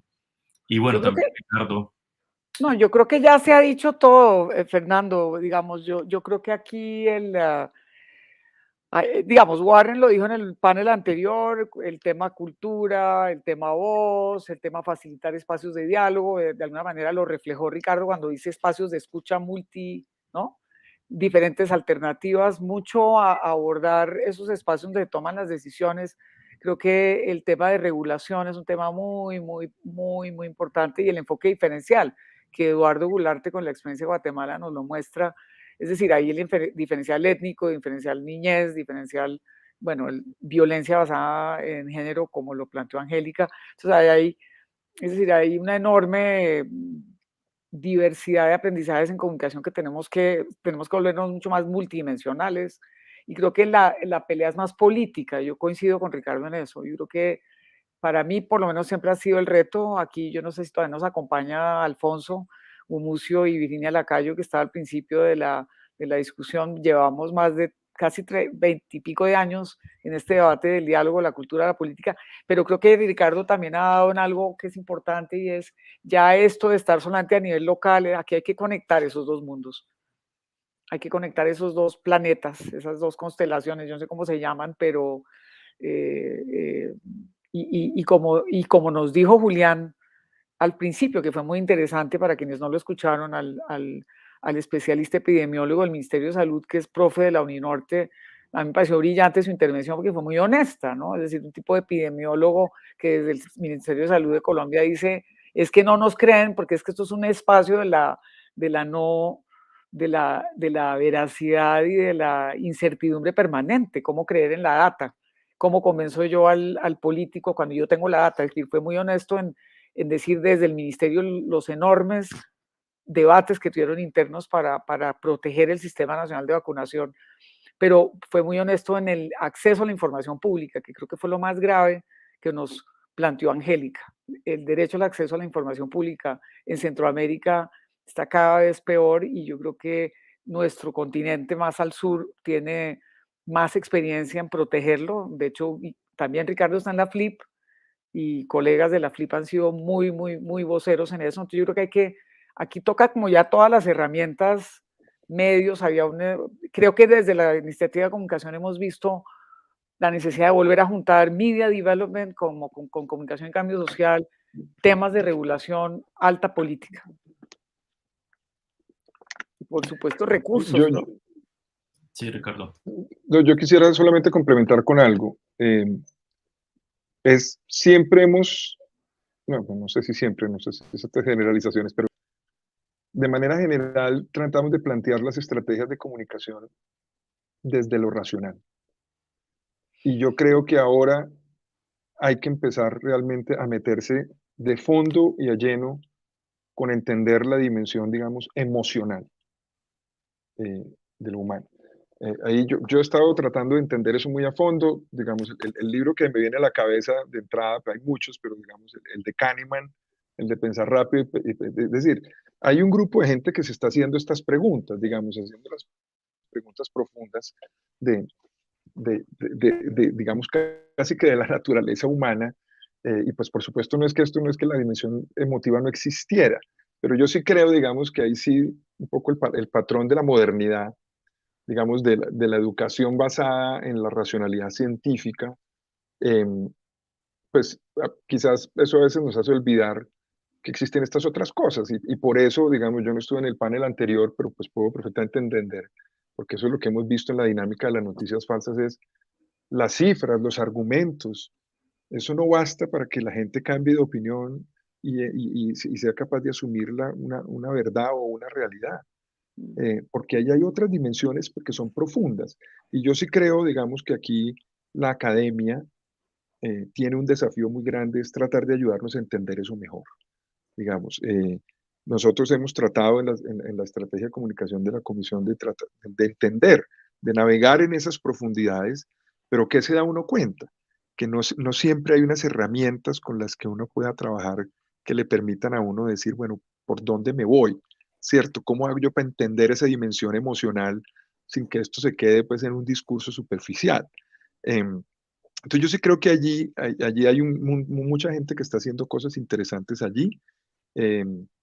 Aquí pues, recientemente salió un libro de un académico, de Mauricio García Villegas, que se llama El país de las emociones tristes, justamente tratando de meterse en esos terrenos.